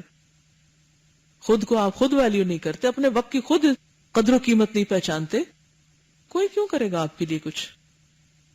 پھر یہ لکھتے ہیں کہ یہ وہ کلیہ ہے کہ کوئی صاحب عقل و بصیرت اس سے متجاوز نہیں ہو سکتا. دنیا کی تمام شریعتوں کی بنیاد اسی قاعدے کلیہ پر ہے. دنیا اور آخرت کی کوئی مصلحت اس کلیہ کا مراد اس قاعدے، اس اصول، اس ضابطے، اس طریقے کے بغیر انجام نہیں پا سکتی. ظاہر ہے کہ سب سے اعلیٰ، اجل اور نافع ترین غور و فکر وہ ہے جو اللہ تعالیٰ اور آخرت کے لیے صرف ہو. اس جملے کو آپ نوٹ کر لیجئے. جب بھی کچھ سوچ رہے ہوں، بس کہتے چھوٹی چھوٹی باتوں پہ میں گھنٹوں سوچے چلے جاتے ہیں کرتے کراتے کچھ. اتنی اعلیٰ صلاحیت اللہ نے سوچنے کی دی ہے، اور ان کو کن چیزوں پہ کھپا رہے ہیں؟ انسانوں کے پیچھے جلنے کوڑنے مرنے کے لیے. اور آپ دیکھیے کہ شیطان ایسا دشمن ہے کہ وہ ہمیں کسی نہ کسی چیز کو ہماری کمزوری بنا دیتا ہے، ویکنس بنا دیتا ہے. اس کے پیچھے پھر ہم روتے ہیں، اس کے پیچھے غمگین رہتے ہیں، اس کے پیچھے ہم دل دماغ اپنا مشغول رکھتے ہیں، اور سارے ہم کام چھوڑ کر بس اسی کو فوکس کر لیتے ہیں. اور پھر اس انتظار میں رہتے کہ بس یہ میرا مسئلہ کسی طرح حل ہو جائے نا، تو پھر پتہ میں کون سے آسمان سے تارے توڑ لاؤں گی. اچھا، اس سے نکلتے کسی اور جگہ جا اٹکتے ہیں، اس کے بعد کسی اور چیز میں پھنس جاتے ہیں، اور جو کرنے کا کام ہے وہیں کا وہیں پڑا رہتا ہے. اور شیطان خوب اپنے ہاتھوں کھیلتا ہے ہم سے پھر، کیونکہ اس کو پتا ہے کہ جس دن اس شخص نے اپنی قدر و قیمت پہچان لی اور اپنی صلاحیت پہچان لی اور اس چیز کو سب سے زیادہ اہمیت دی جو اس کی آخرت کے لیے فائدہ دینے والی، تو پھر یہ میرے کام کا نہیں رہے گا. اور وہ سب سے اہم ترین چیز جو کسی بندے کو عنایت ہو جائے یہ کہ سوچے تو اللہ کی ذات کے بارے میں، اللہ کے بارے میں، اس کی قدرتوں کے بارے میں، اس کی نعمتوں کے بارے میں. دیکھیں دو چیزیں ہوتی نا، ایک ہوتی ہے امید، ایک ہوتا ہے خوف، ایک ہوتا ہے خوشی اور ایک ہوتا ہے فکر غم. دونوں ہی آئیں گی دل میں، ایک نہیں صرف رہے گی. ان کو فوراً چینلائز کیا کریں. جب دل میں خوشی آ رہی ہو، ایک امید آ رہی ہو، محبت آ رہی، فوراً اللہ کی طرف موڑ دیں. اور جب غم اور فکر لگنے لگی ہو، خوف آنے لگے، تو آخرت کی طرف موڑ دیں. کسی بھی چیز کا غم ستائے، فوراً آخرت کا غم لے آئے سامنے. قبر کو یاد کریں، بیماروں کو یاد کریں، جیل میں پڑے ہوئے لوگوں کو یاد کریں. دو طرح کی کیفیت ہوتی ہے نا. جیسے مثلاً آپ اگر اپنی کھڑکی کے باہر دیکھتے ہوں، مثال کے طور پر کوئی درخت دیکھتے ہوں، کوئی پہاڑ دیکھتے ہوں، تو کبھی آپ دیکھتے ہیں تو آپ کو یہ سامنے سین پہاڑوں کا بڑا ہی خوبصورت نظر آتا ہے، تو ایک دم دل کی بہت اچھی کیفیت ہوتی. اس کو کیا سوچنا چاہیے، کیا کرنا چاہیے؟ فوراً اللہ کے بارے میں سوچیں اور اللہ کی محبت دل میں لے آئیں. اچھا، کبھی ایسی کیفیت ہوتی ہے کہ دل کے اوپر ایک غبار سا چھا جاتا ہے، اور ایک خوف اور ایک غم اور ایک اداسی کی کیفیت، اس کو کدھر ڈائیورٹ کر دیں؟ آخرت کے بارے میں. یہ اعلیٰ ترین فکر ہے، اعلیٰ ترین۔ دل ان دو حالتوں سے خالی نہیں ہوتا، ان دونوں کے لیے ایک ٹارگٹ مقرر کر لیں اور اس منزل کے بارے میں سوچیں۔ جو فکر اللہ تعالیٰ کے لیے تھی اس کی چند اقسام یہ ہیں: اللہ تعالیٰ کی نازل کی ہوئی آیتوں پر غور و تدبر کیا جائے، آیتوں کی مراد پوری عقل اور بصیرت کے ساتھ سمجھنے کی کوشش کی جائے کہ یہ آیت کیا کہتی، اس میں کیا سبق ہے، فہم و ادراک سے کام لیا جائے۔ اور حقیقت بھی یہ ہے کہ اللہ تعالیٰ نے قرآن اس لیے اتارا ہے کہ اس پر غور و تدبر کیا جائے۔ افلا یتدبرون القرآن ام علی قلوب اقفالها، اسے سمجھا جائے، یہ محض تلاوت کے لیے نہیں اتارا گیا، بلکہ تلاوت اس لیے لازم کی گئی ہے کہ یہ فہم و ادراک کا ذریعہ ہے۔ ہماری اکثریت تلاوت اب کرنے لگ گئی ہے کہ ثواب ہوگا، اتنی نیکیاں اکٹھی ہو جائیں گی، اور صبح کے وقت تلاوت کی حاضری تو ضروری لگانی ہے نا۔ تو یہ اگر پابندی ہم پر ڈالی بھی گئی، اور نمازوں میں تلاوت خاص طور پر، تو کس لیے؟ کیا مقصد ہے اس کا؟ کیا کریں؟ کیوں؟ سلف صالحین کا قول ہے انزل القرآن لیعمل به فاتخذوا تلاوته عملا، قرآن اس لیے اتارا گیا ہے کہ اس پر عمل کیا جائے، لہذا تم عمل کے لیے تلاوت کرو۔ صرف یہ دو لفظ لکھ کے لگا لیں کہیں، عمل کے لیے تلاوت، جہاں آپ نے قرآن مجید رکھا ہوا نا، یا قرآن مجید کے پہلے صفحے پر لکھ لیں عمل کے لیے تلاوت۔ جب صبح اٹھیں اس کو اٹھانے لگے تو انشاءاللہ روز روز جو ریمائنڈر آپ کو ملے گا عمل کے لیے تلاوت۔ تو اگر آپ نے ایک رکوع پڑھا، ایک رب پڑھا، ایک نصف پارہ پڑھا، کچھ بھی پڑھا، اور اگر اس میں سے صرف ایک آیت کا انتخاب کر لیا کہ آج کے دن اس پر عمل کروں گی، تو گویا آپ نے تلاوت کا حق ادا کر دیا۔ الذین آتیناہم الکتاب یتلونہ حق تلاوتہ اولئک یؤمنون بہ۔ اور اگر وہ عمل نہیں تو کچھ بھی نہیں۔ دوم، روزمرہ مشاہدے سے گزرنے والی اللہ تعالیٰ کی نشانیوں پر غور و تدبر کیا جائے، یعنی کسی خاص چیز کے پاس سے گزریں، کسی درخت کے پاس سے گزریں، کسی سڑک سے گزریں، کوئی بھی منظر دیکھیں، ضرور غور و فکر کی نگاہ سے کچھ نہ کچھ سوچیں کہ اس میں کیا سبق ہے۔ کوئی خاص واقعہ پیش آ جائے تو ضرور سوچیں کہ یہ کیوں پیش آیا، اور اس میں مجھے کیا کرنا چاہیے تھا جو میں نے نہیں کیا، کیا میرا طرز عمل اس موقع پر درست رہا؟ کیونکہ اللہ نے اتنی رحمت کی ہم سب پر کہ ضمیر نام کی چیز ہمارے اندر لگا دی ہے، وہ اندر سے کچوکے لگانے لگ جاتی، تم نے ٹھیک نہیں کیا، تمہیں ایسا نہیں کرنا چاہیے تھا، اور پھر آئندہ کے لیے انسان اس سے سبق سیکھے یا اس کا ازالہ کرنے کی کوشش کرے۔ اللہ تعالیٰ نے اپنے بندوں کو اپنی نشانیوں اور علامتوں پر غور و تدبر کا حکم دیا ہے، سوچنے سمجھنے کا امر فرمایا ہے، اور اس سے غفلت کرنے والوں کی مذمت فرمائی ہے۔ سوم، خدا کی بخششوں اور اس کے احسانات پر غور و فکر کیا جائے کہ اس نے اپنے بندوں پر کیسے کیسے احسانات اور انعامات کیے ہیں، اس کی مغفرت اور رحمت اور حلم اور بردباری کس قدر وسیع اور ہماگیر ہے۔ غور و تدبر اور فکر و تعمل بھی غور کے لیے آتا ہے کہ یہ تین قسمیں ایسی ہیں جو قلب انسان کو معرفت الہی، محبت خداوندی، خوف و رجا اور امید و بیم سے مالا مال کر دیتی ہیں۔ دائمی غور و تدبر کے ساتھ اگر ذکر خداوندی کا سلسلہ بھی جاری رکھا جائے تو قلب انسان معرفت الہی اور محبت خداوندی کے رنگ میں پوری طرح رنگ جاتا ہے۔ یعنی اگر انسان یہ تین کام شروع کر دے تو یقینی طور پر اللہ کی محبت دل میں آ جائے گی۔ چہارم، عیوب نفس، اپنے ہی نفس کے عیب، آفات نفس اور عیوب عمل پر غور و تدبر کیا جائے۔ یہ غور و تدبر نہایت نفع بخش ہے، دنیا اور آخرت کی بڑی بڑی بھلائیاں اس سے وابستہ ہیں۔ یہ غور و تدبر ہمہ قسم کی خیر و فلاح کا دروازہ ہے، یہ نفس امارہ کی قوتوں کو پاش پاش کر دیتا ہے۔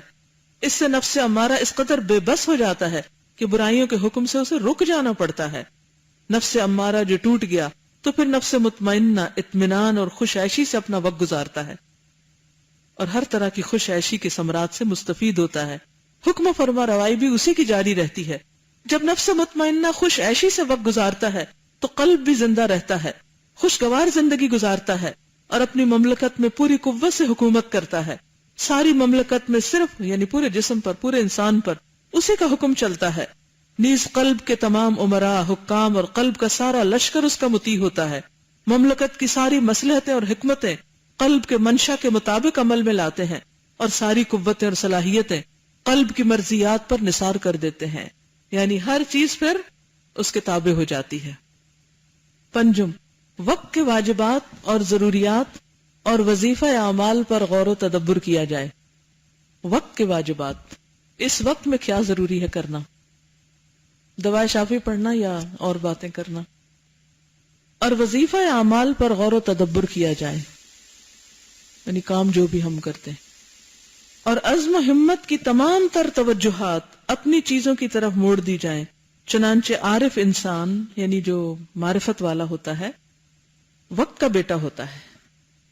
انسان اگر وقت کی قدر نہ کرے اور اسے ضائع کر دے تو وہ گزرے ہوئے وقت کا تدارک کبھی نہیں کر سکتا۔ امام شافعی کا مقولہ ہے، صحبت الصوفیہ فلم استفد منہم سوا حرفین، احدہما قولہم الوقت سیف فإن لم تقطعه قطعک، وذکر الکلمۃ الاخری ونفسک ان شغلتها بالحق والا شغلتک بالباطل۔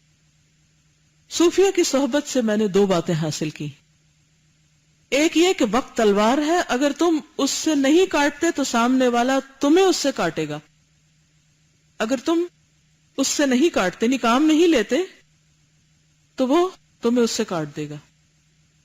دوسری یہ کہ اگر تم اپنے نفس کو حق میں مشغول نہیں کرتے تو وہ تمہیں باطل میں الجھا دے گا۔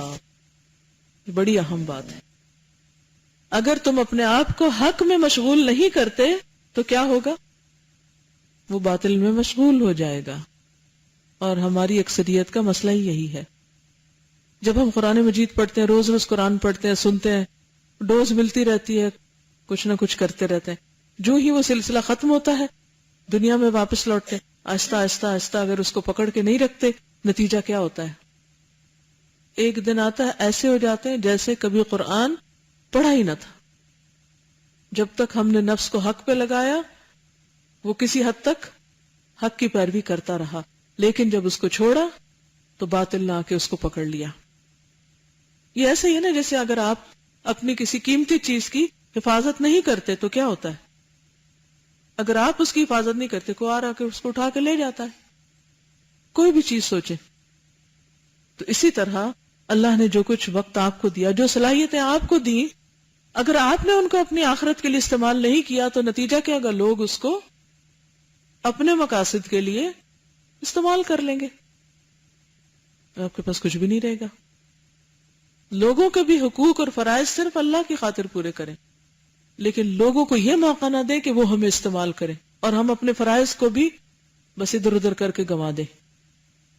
اب لوگوں کی چاہت میں نماز لیٹ کر دینا اور اللہ کو کچھ بھی یاد نہ کرنا اس میں، اور یہ سمجھنا کہ ہم بہت بڑے فریضے ادا کر رہے ہیں۔ اللہ تعالیٰ کیا فرماتے؟ یا ایھا الذین آمنوا لا تلھکم اموالکم ولا اولادکم عن ذکر اللہ ومن یفعل ذلک فاولئک ھم الخاسرون۔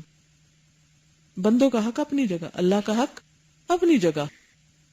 کسی بندے کو اجازت نہ دے، اختیار نہ دے، موقع نہ دے کہ وہ اللہ کے حق کو آپ سے اچک لے اور آپ کو وہ نہ کرنے دے۔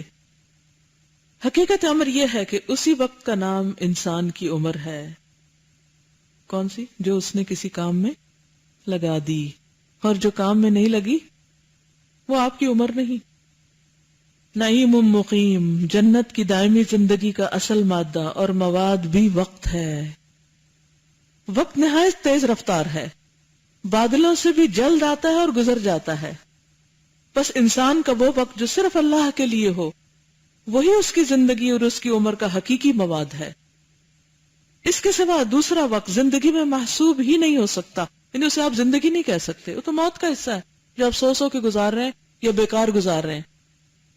انسان خواہ کتنی ہی طویل زندگی پالے، اس کی یہ زندگی چوپایاں اور جانوروں کی زندگی ہوگی۔ جس انسان کا وقت غفلت، شہوت رانی، باطل تمناؤں اور فاسد آرزو میں بسر ہو رہا ہو، اس کا سونا اس کے جاگنے سے بہتر ہے۔ اس کا سونا جاگنے سے بہتر ہے، کیونکہ وہ جاگے گا تو کیا کرے گا؟ محض خواہشات کی پیروی کرے گا۔ اس کا دنیا میں جینا ہی بیکار ہے، اس کے حق میں زندگی سے موت بہتر ہے۔ نماز کے متعلق یہ کہا گیا کہ بندہ نماز پڑھتا ہے تو نماز میں اس کا اتنا ہی حصہ ہے جتنا وہ سمجھتا ہے، جتنا اس کا ادھر دھیان ہوتا ہے۔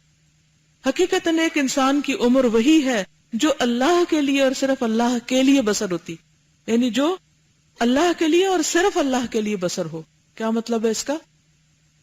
بندہ چاہے نماز پڑھ رہا ہو، عبادت کر رہا ہو، یا اگر دنیا کا بھی کام کر رہا ہے اور وہ اللہ کے لیے کر رہا ہو، کسی انسان پر احسان جتانے کے لیے نہ کرے۔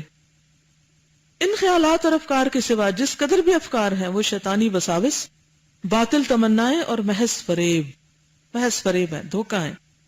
ان خیالات اور افکار کا وہی حال ہے جو نشے میں بد مست وسوسوں کے مارے ہوئے آدمی کے خطرات قلب اور افکار دماغی کا حال ہوتا ہے۔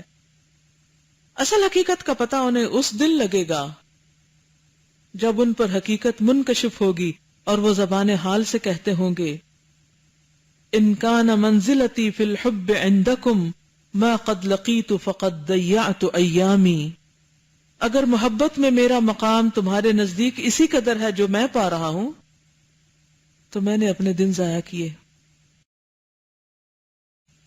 امنیت ظفرت نفسی بہا زمنا والیوم احسبها اضغاث احلامی، میری وہ تمنائیں جنہیں میری جان نے ایک مدت میں حاصل کیا، آج وہ مجھے خواب و خیال کی باتیں نظر آ رہی ہیں۔ ہم میں سے ہر شخص اپنا پیشن دیکھے، کیا ہے اس کا پیشن، کس چیز کو پا لینا، کیا حاصل کرنا۔ کوئی بھی پیشن اپنی زندگی کا سوچئے، ہر شخص کی زندگی میں کچھ نہ کچھ ہوتا ہے کہ یہ چیز مجھے حاصل کرنی۔ کسی کو گھر بنانے کا شوق ہے تو کوئی شادی کی خوابوں میں جی رہا ہے، تو کوئی شادی کے بعد بچوں کی تمنائیں لیے ہوئے مر رہا ہے، اور کوئی پھر بچوں کے کامیابیوں کے خواب دیکھ رہا ہے، اور کوئی کسی شغل میں ہے، کوئی کسی بڑی ڈگری اور کسی بڑے عہدے اور کسی بڑے مقام کی تمنا میں جی رہا ہے، اور اسی کے لیے دن رات مرے جا رہا ہے۔ لیکن جب وہ ان سب چیزوں کو پا لے گا، اور اگر یہ سب کچھ اللہ کے لیے نہیں، اس کی رضا میں نہیں، اس کی پسند کے مطابق نہیں، اس کے بندوں کے فائدے کے لیے نہیں، تو آخرت میں اتنی بڑی بڑی منزلیں اور کامیابیاں حاصل کرنے کا جو انجام یا آؤٹ کم ہوگا وہ کیا نظر آئے گا اس کو، یا وہ ساری کوششیں اور ایفرٹس کیا ہوں گی؟ اضغاث و احلام، پراگندہ کوششیں، پراگندہ خیالات۔ وہ کیا تھا؟ وہ تو کچھ بھی نہیں تھا، کیونکہ اللہ تعالیٰ ان کے بارے میں فرمائیں گے فَلَا نُقِيمُ لَهُمْ يَوْمَ الْقِيَامَةِ وَزْنًا، آج ایسے کاموں کے لیے ہم اسے کوئی بھی وزن نہیں دے، کوئی مارکس ہے ہی نہیں اس کے، کیونکہ ہمارے لیے تو کیا نہیں تھا، درست طریقے وہ تو کیا نہیں تھا۔ اب یہاں تو کچھ نہیں ملے گا اس کو۔ خوب سمجھ لینا چاہیے کہ قلبی خیالات فی نفس ہی برے نہیں ہوتے، بلکہ برائی یہ ہے کہ انہیں خواہ دعوت دی جائے اور ان سے انس پیدا کیا جائے۔ دل میں آنے والے خیالات کی حیثیت راہ گزر مسافر کی سی ہے، اسے منہ نہ لگایا جائے، بہت اہمیت نہ دی جائے، اس سے بات چیت نہ کی جائے، تو وہ خود بخود چلتا بنے گا۔ یعنی خیالات ایک مردہ چیز ہوتے ہیں، جب آپ ان کی اہمیت دیتے ہیں یا ان کا وچار کرتے ہیں، ان کا ذکر بار بار کرتے ہیں تو ان میں جان پڑ جاتی ہے۔ کسی بھی بات کو، مثلا آپ کے بارے میں کسی نے بہت غلط قسم کی بات کہی، آپ سنتے ہیں ایک کان سے دوسرے سے نکال دیتے ہیں، کیوں؟ اذا مروا باللغو مروا کراما، یہ لغو تھا نا، اس کی تو کوئی حقیقت ہی نہیں تھی جو اس نے جھوٹ آپ پہ باندھا، کچھ حقیقت ہے ہی نہیں۔ لیکن اگر آپ اس کو لے کے بیٹھ گئے اور جس نے کہا اس کے پیچھے چل پڑے، آپ جا رہے تھے کہیں اور آپ واپسی کا سفر اختیار کر کے ذرا میں خبر لوں اس کی جا کے، نتیجہ کیا ہوگا؟ آپ اپنی منزل سے قریب ہو جائیں گے؟ نہیں، آپ منزل سے دور ہو جائیں گے، کیونکہ آپ تو جاتے جاتے واپس پلٹ گئے۔ اور بہت سے لوگ یہی غلطی کرتے ہیں، کسی نے ان کی مرضی کے خلاف کچھ کہہ دیا، کوئی ناپسندیدہ چیز پیش آ گئی، کوئی ایسی چیزیں ہو گئیں کہ جس سے دل پہ غم آ گیا، اب کیا ہوا؟ حاصل کچھ نہیں۔ اب اگر آپ اس بات کو کوئی اہمیت نہ دیں تو نتیجہ کیا ہوگا؟ تھوڑے دن میں وہ بات کسی کو یاد رہے گی؟ آپ دیکھیں ہر روز اخبار چھپتے ہیں، اور وہ ایک پورا پلندہ ہوتا ہے نا اخباروں کا، یہ نہیں، صرف ایک مہینے کی اخباروں کا سائز کتنا ہوتا ہے تقریباً؟ اتنا تو ہو ہی جاتا ہے نا. اگر ایک مہینے کی 2 تاریخ کو آپ کے خلاف ایک بہت خراب خبر چھپی تھی اس میں، تو کیا ہوگا؟ 3 تاریخ کی اخبار اس کے اوپر آ گئی اور 30 تاریخ کی یہاں آ گئی، اور وہ کدھر چلی گئی؟ پچھلے دنوں مجھے کسی نے فرائیڈے ٹائمز دیا اور اس میں پتہ نہیں کیا کچھ لکھا ہوتا الہدا کے بارے میں نے سچ ایک لائن بھی میں نے نہیں پڑھی. تصویریں تھی کچھ، میں نے دیکھا، اس کو بند کیا، لپیٹا، ادھر رکھا. میں نے کہا یہ لکھنے والے لکھتے رہیں، میرا عمال نامہ یہ نہیں، میرا عمال نامہ وہ ہے جو میں کر رہی ہوں یا جو میرے ساتھی کر رہے ہیں. مجھے کیا اس سے؟ آج یہ ہے، 1 سال بعد یہ کدھر چلی جائے گی؟ دفن ہو جائے گی. جیسے قبر پہ مردے دفن ہوتے ہیں نا، ایسے ہی یہ ساری اخباریں بھی دفن ہو جائیں گی. چند لوگ اگر میرے بارے میں بدگمان ہو بھی جائیں گے تو وہ ان کا معاملہ، میرا تو نہیں. مجھ سے تو کسی نے پوچھ کے نہیں لکھا جو کچھ لکھا ہے. مجھے اس کو اہمیت دینے کی کیا ضرورت ہے؟ یہ میں صرف اس وقت آپ سے ذکر کر رہی ہوں بطور مثال. میں نے کسی سے ذکر بھی نہیں کیا کہ وہ کیا چھپا تھا، کیا لکھا ہوا ہے، کسی نے پڑھا یا نہیں پڑھا. کیا ضرورت ہے وقت ضائع کرنے کی؟ کیا حاصل ہوگا؟ اگر کسی نے تعریفوں کا پلندہ بھی لکھ دیا، مجھے کیا حاصل ہوگا اگر میں ہوں نہیں؟ کچھ بھی نہیں حاصل. میرے نزدیک یہ ہم و غم نہیں ہے کہ لوگ میرے بارے میں کیا کہتے ہیں. یہ میرے اللہ کا وعدہ ہے، ان الذین آمنوا وعملوا الصالحات سیجعل لهم الرحمن ودا، کہ جو لوگ ایمان لا کے اچھے کام کریں گے، رحمان ان کے لیے انسانوں کے دلوں میں خود ہی محبت پیدا کر دے گا. تو میرا فوکس کیا ہونا چاہیے؟ اخباروں کی تردید یا پھر عمل صالح کی دوڑ؟ کدھر جانا چاہیے؟ عمل صالح کی دوڑ. اللہ ان سب چیزوں کی صفائی کر دے گا. باطل باطل ہوتا ہے، حق حق ہوتا ہے. اللہ کبھی بھی باطل کو پنپنے کا موقع نہیں دیتا. اللہ ہمیشہ حق کو حق کرتا ہے. لیکن ہمارا ٹیسٹ ہوتا ہے کہ ہم کتنا صبر کر سکتے ہیں. السلام علیکم استاذہ. جو آپ نے ابھی کوٹ کیا تھا اسٹیفن کووے کی جو بک ہے 8 ہیبٹ، اس میں وہ لکھتا ہے کہ between thought and action there is a small vacuum. The level of your greatness depends upon what you do in that vacuum. یعنی وہ تھوڑا سا جو وقت ہے بیچ میں، اس کے اندر آپ کی لیول آف گریٹنس پتہ چل جاتی ہے. مثلا یہی جو بات ہے کہ کسی نے ہمیں کوئی بہت غلط بات کہی اور دل دکھانے والی بات کہی، اب اس کے بعد جو ہے وہ ایک لمحہ ہے سوچنے کا کہ ہم اس میں کیا کرتے ہیں. ادھر اپنے اوپر قابو پا لیتے ہیں، اس کو مسکرا کے دیکھ لیتے ہیں، یا آگے سے تابڑ توڑ حملے کرتے ہیں. تو لیول آف گریٹنس وہیں پہ وہ ایک چھوٹے سے لمحے کے اندر پتہ چل جائے گی کہ کیا ہے، اور وہیں سے ہمیں اسیس کیا جا سکتا ہے. آپ دیکھیے دن کا ایک بڑا وقت، ایک بڑا حصہ زندگی کا کس چیز میں ضائع ہوتا ہے؟ کس غم میں؟ عموماً کیا پریشانیاں رہتی ہیں؟ فلاں نے کیا کہہ دیا، فلاں نے کیا کہہ دیا. اور وہ خیالات اور اتنی خوبصورت بات ہے، یہ کہتے ہیں کہ قلبی خیالات فی نفس سے برے نہیں ہوتے، انہوں نے تو آنا ہی ہوتا ہے. ظاہر ہے کہ ایک شخص آپ کو گالی دے رہا ہے تو آپ کے دل میں تکلیف تو ہوگی ہی، بلکہ برائی یہ کہ انہیں خواہ دعوت دی جائے اور ان سے انس پیدا کیا جائے، ان کو پالا جائے. دل میں آنے والے خیالات کی حیثیت راہ گزر مسافر کی ہے، آئیں اور جائیں، اسے منہ نہ لگایا جائے. جب آپ ٹریول کرتے ہیں تو ایک بس میں ڈیوو میں جاتے ہیں، کتنے لوگ ہوتے ہیں؟ تو سب سے دوستی کر لیتے ہیں آپ؟ نہیں. بعض اوقات آپ کو یہ بھی نہیں پتا ہوتا کہ آپ سے اگلی سیٹ پہ کون ہے اور پیچھے کون ہے اور ادھر کون ہے اور ادھر کون. آپ اپنے کام سے ہوتے ہیں اور لوگ اپنے کام سے. تو بس یہی خیالات ہیں، لوگ آ رہے ہیں جا رہے ہیں. یا جیسے آپ مثلا ٹریول کر رہے ہوتے ہیں نا، اکثر رش میں گاڑی پھنس جاتی ہے، پھر کچھ سائڈ سے ایک لین چل پڑتی ہے، پھر کیا ہوتا ہے ایک گاڑی آتی ہے دوسری، وہ چلے جا رہے ہیں. تو ہماری خیالات بھی بالکل اسی طرح اس ٹریفک کی طرح ہیں، وہ آ رہے ہیں اور چلے جا رہے ہیں، بس جانے دیں ان کو. اگر ان خیالات سے بات چیت نہ کی جائے تو وہ خود بخود چلتا بنے گا، لیکن اگر تم اسے منہ لگاؤ گے تو تمہیں اپنی میٹھی میٹھی باتوں سے لبھائے گا اور تمہیں دھوکہ دے جائے گا. نفس اگر فارغ، معطل اور بیکار رہتا ہے تو قلبی خیالات اور افکار اس پر بہت بری طرح حملہ کر دیتے ہیں. اصل مشکل فراغت ہے.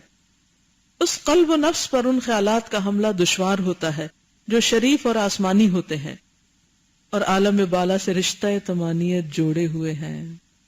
وہ ٹھنڈک کہیں اور سے آتی ہے تو انسان ان چیزوں سے اوپر پھر اٹھ جاتا ہے. اللہ تعالیٰ نے انسان کے اندر دو قسم کے نفس پیدا کیے ہیں، نفس امارہ اور نفس مطمئنہ. یہ ہر دو نفس ہمیشہ باہم لڑتے جھگڑتے رہتے ہیں، کیونکہ نفس امارہ کے لیے معمولی چیز نفس مطمئنہ کے لیے بھاری ہوتی ہے. یعنی ایک گناہ جو نفس امارہ کے لیے معمولی چیز ہے، نفس مطمئنہ کے لیے بہت بڑا بوجھ کہ یہ کیوں کیا. ایک طرف سے تعویلیں آ رہی ہیں اور دوسری طرف سے ڈانٹ پڑ رہی ہے. جس چیز سے نفس امارہ لذت اندوز ہوتا ہے، نفس مطمئنہ کو اس سے تکلیف ہوتی ہے. یہ جملہ بہت خوبصورت ہے، اس کو بھی نوٹ کر لیں. جس چیز سے نفس امارہ لذت اندوز ہوتا ہے، نفس مطمئنہ کو اس سے تکلیف ہوتی ہے. نفس امارہ کے لیے یہ بہت بھاری اور انتہائی تکلیف دہ ہے کہ انسان صرف اللہ تعالیٰ کے لیے عمل کرے. اللہ اکبر. اسی لیے آپ نے دیکھا ہوگا کہ جس کام پر آپ کو لوگوں سے جلدی جلدی تعریف ملنے لگے اس پر آپ کتنے خوش ہوتے ہیں اور اس پر ہم کتنے تیز ہو جاتے ہیں، اور پھر وہ کام کرنا ہمیں آسان لگتا ہے. لیکن جو کام دیر پا فائدے کا ہو، جس پر کہیں سے کوئی تعریف نہ آئے، کوئی نوٹس ہی نہ کرے، کوئی اس پر شاباش ہی نہ دے، کوئی کہیں نام ہی نہ لکھا جائے، کتنے لوگ ہیں جو وہ کام پھر بھی کریں گے کہ یہی کرنا ہے کیونکہ اللہ راضی ہوتا ہے. وہ خوشی اور اطمینان کا پیغام پھر وہ نیچے آس پاس سے نہیں دیکھتے، اوپر سے دیکھتے، وہ وہاں سے آتا ہے دل میں. کچھ لوگوں کو کیا چاہیے ہوتا ہے؟ آس پاس کی ڈوز چاہیے ہوتی ہے، وہ ملتی رہے تو وہ چلتے رہتے ہیں. اور کچھ لوگوں کو اس سے گھبراہٹ ہوتی ہے اور وہ کیا چاہتے ہیں کہ وہاں سے دل میں نفس مطمئنہ کے اندر اطمینان آئے. اللہ تعالیٰ کو سب سے مقدم سمجھے، یعنی نفس امارہ کے لیے بڑا تکلیف دہ ہوتا ہے اور خواہشات کے مقابلے میں رضا الہی کو ترجیح دے. لیکن نفس مطمئنہ کے لیے اس سے بہتر نفع بخش اور فرحت آگیں کوئی چیز نہیں. نفس مطمئنہ کو اس عمل سے انتہائی درجے کی تکلیف ہوتی ہے جو غیر اللہ کے لیے کیا جائے. آپ نے دیکھا ہوگا کہ اگر آپ عادی ہو جائیں اللہ کے لیے کام کرنے کے اور کسی وقت ایسی کوئی سلپ ہو جائے تو انسان سمجھتا ہے کر کے ہی ضائع کیا ہے، کوئی فائدہ نہیں ہوا اس کام کے کرنے کا. تو نفس مطمئنہ کو اس عمل سے انتہائی تکلیف ہوتی ہے کہ خواہشات کی پیروی کی جائے. یہ باتیں نفس مطمئنہ کے حق میں سخت مضرت رساں ہیں. آپ نے دیکھو کہ لوگوں کی گفتگو کے موضوعات فرق ہوتے ہیں، ہر شخص کی گفتگو کا موضوع اور ہوتا ہے. کچھ لوگ اللہ کی باتیں سن کے بڑے خوش ہوتے ہیں اور کچھ لوگ اپنی باتیں کر کے بڑے خوش ہوتے ہیں. نفس مطمئنہ پہ یہ بات انتہائی گراں ہوتی ہے کہ لوگ اپنی ذات میں جی رہے ہوں اور وہ اللہ کی بات نہ کریں.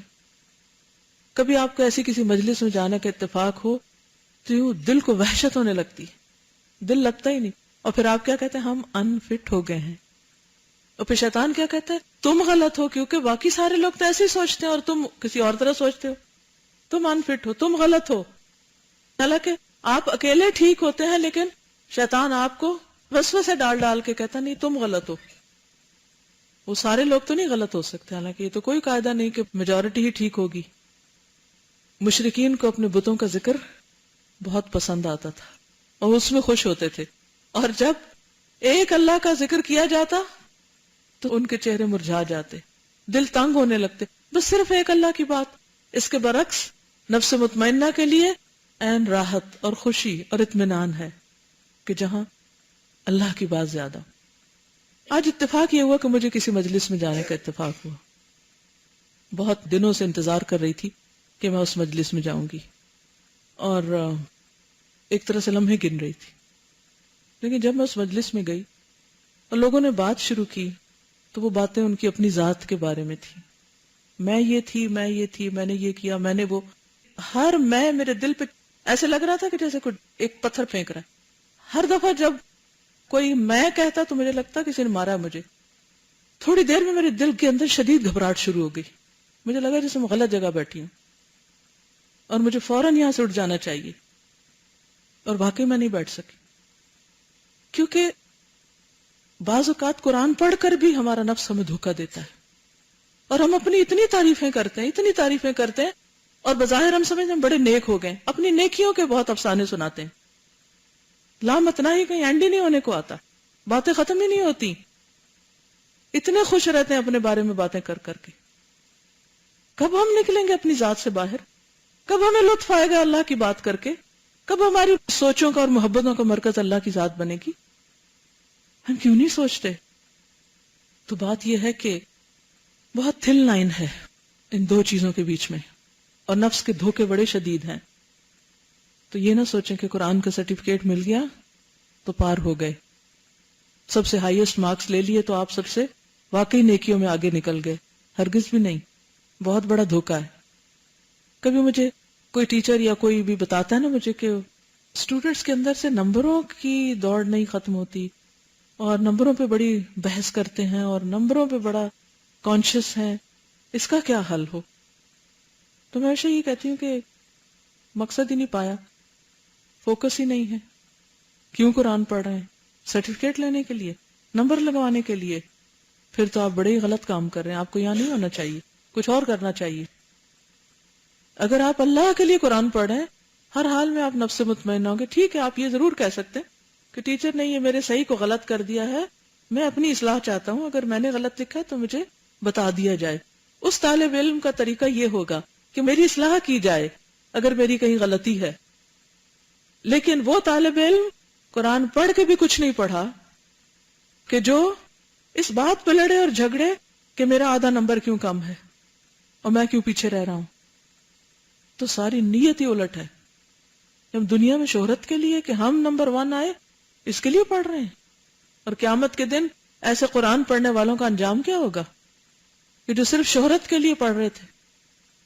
تو نفس کے ان جنجالوں سے باہر نکلنا کوئی آسان نہیں ہے. یہ ایسی بیڑیاں ہیں جن کو توڑنے کے لیے بڑی ہی قوت چاہیے کہ ہمارا ہر کام صرف اللہ کے لیے خالص ہو جائے. لیکن یہ سارے مواقع ہمارے اپنے لیے ایک جائزہ بھی ہیں کہ ہم کہاں کرتے کیا ہیں. قلب کی یہ حالت ہے کہ اس کی دائیں جانب نفس مطمئنہ اور فرشتہ رہتا ہے، اور بائیں جانب نفس امارہ اور شیطان. اس فرشتے اور شیطان میں ہمیشہ جنگ جاری رہتی ہے. باطل اور فاسد اعمال شیطان اور نفس امارہ سے وابستہ ہوتے ہیں، اور حق اور صالح عمل فرشتے اور نفس مطمئنہ کے ساتھ وابستہ ہوتے ہیں، اور زندگی بھر جانبین کی جنگ جاری رہتی ہے. جانبین ان دونوں گروہوں، کبھی یہ گروہ غالب رہتا ہے کبھی وہ، لیکن نصرت و ظفر مندی یعنی کامیابی صبر اور استقامت کے ساتھ ہی وابستہ ہے. جو شخص صبر کرتا ہے، حق کی تلقین کرتا ہے، باہم ربط اور تعلقات استوار کرتا ہے، اللہ تعالیٰ سے ڈرتا ہے، ایسے شخص کے لیے فلاح اور نجات ضروری ہے. خدا کا حکم کبھی تبدیل نہیں ہو سکتا. وَلَن تَجِدَ لِسُنَّتِ اللَّهِ تَبْدِيلًا. اس نے صاف صاف فرما دیا ہے کہ انجام کار تقوی اور پرہیزگاری کے لیے ہے، فوز و فلاح متقیوں اور پرہیزگاروں ہی کے لیے ہے. ان للمتقین مفازا حدائق و اعنابا. انسان کا قلب ایک سادہ اور بے نقش و نگار لوح ہے، تختی کی طرح ہے. دل میں آنے والے خیالات کے نقوش دل پر منقش ہوتے ہیں. جس قسم کے یہ خیالات ہوں گے اسی قسم کے نقوش منقش ہوں گے. یعنی آپ اپنے دل کو یا تو سجا رہے ہیں زینہ بزینت الایمان، یا پھر اوٹ پٹانگ قسم کے خیالات سے اسکریبل کر رہے ہیں. کسی عقل مند کے لیے یہ کیوں کر سزاوار ہے کہ وہ اس سادہ اور بے نقش لوح کو کذب اور غرور، فریب، دھوکے اور باطل تمناؤں اور فاسد آرزوؤں اور سراب نما بے حقیقت نقوش سے سیاہ کرے. ان باطل نقوش سے کون سی حکمت، مصلحت، کون سا علم اور کون سی ہدایت قلب پر منقش ہو سکتی؟ پھر حکمت نہیں ملتی. انسان اگر چاہتا ہے کہ ان نقوش کے ساتھ علم و حکمت اور رشد و ہدایت کے نقوش قلب پر منقش کرے تو اس کے معنی یہ ہے کہ ایک سیاہ لوح پر علم نافع کے نقوش لکھ رہا ہے جس سے کوئی فائدہ نہیں. قلب اگر افکار ردیہ سے پاک نہیں، ردی یعنی گھٹیا قسم کے سوچوں سے، تو اس میں مفید خیالات، مفید افکار جگہ ہی نہیں پا سکتے. پاکیزہ خیالات، مفید افکار تو صرف پاکیزہ صاف ستھری جگہ میں ہی منقش ہو سکتے ہیں. جیسا کہ کسی شاعر نے کہا ہے، اتانی ہواہا قبل ان اعرف الہوا فصادف قلبا خالیا فتمکنا. اس کا عشق میرے پاس اس وقت آیا جب میں عشق کو پہچانتا بھی نہ تھا. اسے خالی قلب مل گیا جہاں وہ جاگزیں ہو گیا. یعنی دل خالی تھا تو وہ محبت آ کے دل کو پکڑ گئی، جکڑ گئی. تو اسی طرح جو دل خالی ہوتا ہے، جس دل میں اللہ کی محبت حقیقی معنوں میں جمی ہوئی نہیں ہوتی، تو وہاں دنیا کی محبت آ کے جگہ بنا لیتی. یہ جیسے ناجائز قبضے ہوتے ہیں نا، قبضہ گروپ جو خالی زمینوں پہ قبضہ کرتے ہیں، وہ دیکھتے ہیں کہ جہاں جہاں کوئی بستہ نہیں ہے، کوئی گھر خالی ہے، تو توڑ کے اندر جا کے اپنی بستی بنا لی. اسی بنا پر اکثر صوفیاء نے اپنے سلوک کی عمارت حفظ خیالات پر قائم کی ہے. وہ کہتے ہیں کہ تا حد امکان کسی خیال کو قلب میں داخل نہ ہونے دیا جائے اور قلب کو بالکل فارغ اور صاف ستھرا رکھا جائے تاکہ قلب کشف اور وجدان اور ظہور حقائق الوہیہ کے قابل رہے. لیکن ان صوفیاء نے اس ایک چیز کی حفاظت کرنے میں بہت سی قیمتی چیزیں ضائع کر دی. صوفیاء نے قلب کو اس قدر خالی رکھنے کی کوشش کی کہ کسی ایک خیال کو بھی جگہ نہ دی. نتیجہ یہ نکلا کہ اس جگہ کو شیطان نے خالی پایا تو وہ دوڑ پڑا اور فاسد اور باطل امور کو ان چیزوں کا جامہ پہنا دیا جنہیں یہ لوگ اعلیٰ اور اشرف سمجھتے تھے. ان باطل اشیاء کو خیالی اور وہمی برتری والی چیزوں کا جامہ پہنا کر ان خیالات اور افکار کے وزن میں لا دھرا جو حقیقتاً علم و ہدایت کا مادہ ہے.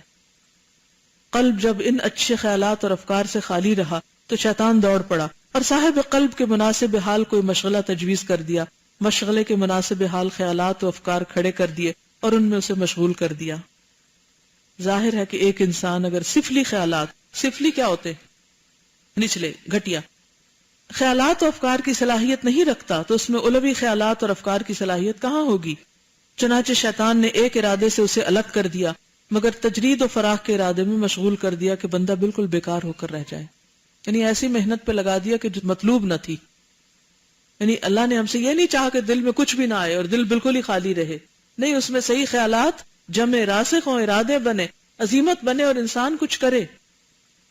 در حقیقت موجب صلاح و فلاح وہ ارادہ ہے جو اس کے قلب پر اپنی حکومت قائم کر کے اسے عملی زندگی عطا کرے. یہ وہی ارادہ ہو سکتا ہے جو اللہ تعالیٰ کی دینی اور امری مراد پوری کر سکے. یہ اللہ تعالیٰ کو محبوب اور پسندیدہ ہے اور اس سے اس کی رضامندی وابستہ ہے. وہی ہے جو قلب اور قلب کی ساری مصروفیتوں کو معرفت الہی اور معرفت الہی کی تفصیلات کی طرف موڑے. اللہ کی مخلوق میں اللہ کے دینی اور امری احکام کے نفاذ اور اجرا کی طرف اسے متوجہ کر دے. اس کے لیے صحیح اور عمل کے جذبات پیدا کر دے. اس طرح بندہ اپنے کو اللہ تعالیٰ تک پہنچانے کی کوشش کرے اور مخلوق میں اللہ تعالیٰ کی دینی اور امری احکام نافذ کرے. لیکن شیطان نے انہیں اس راہ سے بھٹکا دیا اور کہہ دیا کہ تمہیں ان گورکھ دھندوں سے کیا واسطہ، اور زہد اور تقشف کی راہ کشادہ کر دی.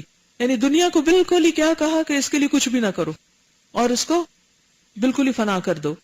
حالانکہ دنیا میں رہتے ہوئے دنیا سے فائدہ اٹھانا اللہ کے بتائے ہوئے جائز طریقوں کے مطابق یہ بھی عبادت ہے. جیسے نکاح ایک عبادت ہے، کھانا پینا بھی اپنے حد کے اندر ہو تو وہ بھی اللہ کے حکم کی اطاعت ہے. کلو کس نے کہا ہے؟ واشربو کس نے کہا ہے؟ ولا تسرفو جس نے کہا ہے. لیکن شیطان نے انہیں اس راہ سے بھٹکا دیا اور کہہ دیا کہ تمہیں ان گورکھ دھندوں سے کیا واسطہ. بالکل ہی دنیا سے ایک طرف کر دیا، دنیا اور دنیا کے اسباب سے یکلخت الگ کر کے صراط مستقیم سے ہٹا دیا، غلط راہ پر لگا دیا اور وہمیات اور خیالات کی دنیا میں لے جا کر کھڑا کر دیا. نیز کہہ دیا کہ لوگوں، انسان کا کمال یہی ہے کہ وہ تجرید و فراخ کی بے عملی میں زندگی گزار دے. نہیں، نہ شادی کرے، نہ کسی سے کوئی واسطہ رکھے. تجرید ہوتا نا مجرد الگ ہو کر رہنا. دنیا اور دنیا کے اسباب سے بندے کو کیا واسطہ. افسوس صد افسوس، انسان کا کمال یہی ہے کہ ارادت کے ذریعے اپنے قلب اور باطن کی صفائی کرے. ارادت کیا؟ یعنی خود ارادہ کر کے دنیا والوں کی پرواہ نہ کرتے ہوئے پروردگار عالم کی رضامندی حاصل کرنے میں اپنے خیالوں اور ارادوں کو کام میں لائے. ان طریقوں اور راستوں پر غور و تدبر کرے جو اللہ تک پہنچاتے ہیں. بس کامل ترین انسان وہ ہے جس کے قلبی خیالات، افکار اور ارادے بے شمار ہوں. ٹھیک ہے؟ تو زیادہ سوچنا کوئی بری بات نہیں، زیادہ ارادے بنانا اس میں کوئی غلط بات نہیں ہے. وہ بناتے رہنے، وہ ہوں گے تو تبھی کچھ کریں گے نا. 10 ارادے بنائیں گے، ہو سکتا ہے ایک ہاتھ میں آ جائے کچھ کرنے کو، لیکن وہ صرف پروردگار عالم کی رضامندی کے لیے ہوں. جتنی نیتیں کرتے جائیں گے اس کا بھی اجر ہوگا. اور ناقص ترین انسان وہ ہے جس کے قلبی خیالات اور افکار اور ارادے بے شمار ہو مگر وہ حظ نفس اور خواہشات کے لیے ہوں، صرف خوش ہونے کے لیے. واللہ المستعان، اللہ ہی سے مدد چاہی جاتی. یہ دیکھیے حضرت فاروق ہیں رضی اللہ عنہ، عمر فاروق. آپ کے قلبی خیالات اور افکار کس قدر کثیر اور وافر ہیں اور محض رضا الہی کے ماتحت ہوتے تھے. یہ خیالات اور افکار وافر ہونے کے باوجود باہم ٹکراتے تھے. بعض اوقات یہ نماز کی حالت میں آپ پر مستولی ہو جاتے ہیں، یہ چھا جاتے اور آپ نماز ہی کے دوران ان سے کام لیتے. اپنی نماز میں وہ مجاہدین کا لشکر ترتیب دیتے تھے. اس طرح آپ ایک عبادت میں دوسری عبادت کو داخل اور شامل کر لیتے تھے.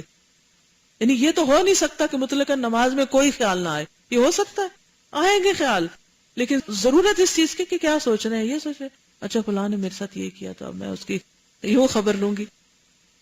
یہ غلط ہے. لیکن حضرت عمر جیسے خیالات اور ارادے جس میں انسان پھر اللہ کی اطاعت اور عبادت ہی کے منصوبے بنا رہا ہو، تو وہ ایک عبادت میں دوسری عبادت کا داخل ہونا ہے، کیونکہ دل تو اللہ کی طرف اس وقت بھی متوجہ ہے. نماز میں جہاد کو داخل کر لیتے. نماز بھی ادا ہو رہی ہے اور جہاد بھی ہو رہا ہے. جیسے آپ نے دیکھا ہوگا کہ عین جنگ کی حالت میں نماز کا حکم دیا گیا نا. اب وہ کیا کر رہے ہیں؟ جنگ کا میدان ہے، دشمن بھی سامنے ہے اور ساتھ نماز بھی پڑھی جائے، 2 in 1 ہو رہا ہے نا. اس کی بھی اجازت ہے. اور یہاں کیا کہ خود جنگ کے میدان میں نہیں، لیکن جن کو بھیج رہے ہیں ان کی صفیں تک درست کر رہے ہیں، ان کو ترتیب دے رہے ہیں. اللہ اللہ، تداخل عبادت فی العبادات کی کیا بہترین صورت ہے. یہ عزیز و شریف دروازہ اسی کے لیے ہوتا ہے جو صادق القول اور حاذق القلب ہوتا ہے. نہیں، حاذق القلب ہوتا ہے جو دل کی حالت کو پہچانتا ہے اور اس کو محسوس کرتا ہے اور اس کے اوپر کی واردات کو فوراً پہچان جاتا ہے. علم و بصیرت سے آراستہ ہوتا ہے، عالی حوصلہ اور بلند ہمت ہوتا ہے. یہ بھی اہم پوائنٹ ہے، عالی حوصلہ اور بلند ہمت، کہ جو دل کے اندر ارادہ ہے اس کا اظہار کرتا رہتا ہے. وہ ان امور میں اس قدر مہارت رکھتا ہے کہ ایک عبادت میں داخل اور شامل ہونے کے بعد بہت سی عبادتیں اس کے اندر کس طرح داخل کر سکتا ہے اور اس میں وہ کس طرح کامیاب ہو سکتا ہے. یہ عبادت اور حذاقت محض اللہ تعالیٰ کا عطیہ ہے اور بس. وَذَلِكَ فَضْلُ اللَّهِ يُؤْتِيهِ مَن يَشَاءُ. کوئی کچھ کہنا چاہتا ہے؟ کہیے. السلام علیکم ورحمۃ اللہ وبرکاتہ. اتنی امیزنگ چیز ہے کہ مجھے پتہ نہیں تھا کہ آج کا لیکچر کس ٹاپک پر ہے. میں پنڈی میں ہوتی ہوں اور وہاں سے مجھے صرف آدھا گھنٹہ لگا یہاں آنے میں. تو آج میں نے کہا چلو میں سورۃ الکہف اپنی کمپلیٹ کر لیتی ہوں. اس کی میں ریسیٹیشن کمپلیٹ نہیں کر سکی تھی. وہ میں نے قرآن کھول لیا اور میں نے بالکل نہیں دیکھا اپنے ارد گرد کہ کون سی ٹریفک آ رہی ہے اور جا رہی ہے. تو کافی دیر کے بعد میں نے سے نظر اٹھائی تو میں نے کہا اچھا ہم یہاں پہنچ گئے. تو اس وقت میں نے سوچا کہ ٹریفک تو چاہے میں دیکھ رہی ہوں یا نہیں دیکھ رہی وہ آ ہی رہی نا. کوئی ادھر سے آ رہا ہوگا، کوئی ادھر سے، کوئی بیچ میں لگنے والا ہوگا، کہیں سے اس نے بچایا ہوگا ڈرائیور نے، مجھے نہیں معلوم. اگر مجھے پتا ہوتا تب بھی وہی ہوتی، مجھے نہیں پتا تھا تو تب بھی وہی تھی. میرا پتا کرنا ضروری تھا. مجھے ڈر بھی اسی وجہ سے زیادہ لگتا ہے کہ میں فوکس اتنا زیادہ اس پہ کر رہی ہوتی ہوں ایسی چیز پہ جس کا کوئی فائدہ نہیں ہے. تو پھر میں نے اس وقت یہ سوچا کہ خیالات بھی ایسے ہی ہوتے ہیں نا، آ رہے ہیں جا رہے ہیں، آ رہے ہیں جا رہے ہیں آپ کے ارد گرد. You keep on doing what you have to do. جو آپ کے لیے زیادہ فائدہ مند ہے آپ وہ کام کریں اور ان خیالات کو آنے دیں اور جانے دیں اور آپ موو کرتے جائیں. اس وقت مجھے یہ خیال آ رہا تھا. اور ابھی اس لیسن کے دوران بالکل یہی بات ہے کہ جو خیالات آپ سے ریلیونٹ ہی نہیں ہیں، ارریلیونٹ ہیں، جن کے بارے میں آپ نے کچھ بھی نہیں کرنا، تو ان کو بودر ہی کیوں کیا جائے کہ وہ کیا ہے. آپ جو کام کر رہے ہیں، جو بھی آپ کا پروڈکٹیو کام ہوتا ہے، آپ اس پہ کیوں نہیں فوکس کرتے. It's only a matter of focusing کہ آپ کس چیز پہ فوکس کر رہے ہیں. پھر یہ خواہ کے ڈر بھی شیطانی آپ کے دل میں ڈالتا ہے. آج کل بہت زیادہ میں اس چیز پہ سوچ رہی ہوں کہ تمام تر نیگیٹیوٹی جو ہے وہ شیطان کی طرف سے. پڑھا تو بہت زیادہ تھا لیکن اب الحمدللہ ایک ایک سٹیپ کے اوپر اگر کوئی نیگیٹو بات میرے دل میں آنے لگتی ہے تو میں فوراً سوچتی نہیں، یہ میری نیچر نہیں ہے. ہم کہتے تھے نا ہماری نیچر ہے، اس کی یہ نیچر ہے. میں یہ سوچتی تھی کہ یہ کیوں ہے نیچر.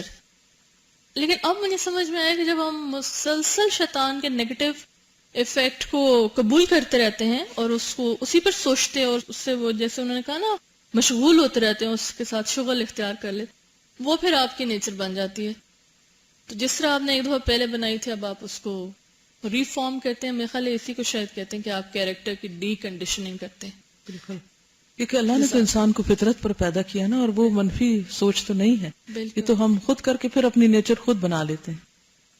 جزاکم اللہ خیرن. آپ بولیے. السلام علیکم ورحمۃ اللہ. میں عرب والا سے آئی ہوں اور یہ بہن ابھی جو بات کر رہی تھی اس کو قدرت اللہ شہاب نے شہاب نامہ میں آخری سیشن ہے ان کا، اس میں انہوں نے لکھا ہے کہ خیالات ایسے ہیں جیسے ہائی وے پر گزرنے والی ٹریفک. اگر آپ زبردستی ان کو روکنے کی کوشش کرتے ہیں تو وہ سارے خیالات رک کے آپ کو اسے کھیلنے لگ جاتے ہیں اور ٹریفک رک جاتی ہے. اگر اس کو گزرنے دیں اور اپنی نماز پر خیال رکھیں تو इंशाल्लाह ताला आपकी नमाज में ख्याल नहीं आएगा. شکریہ.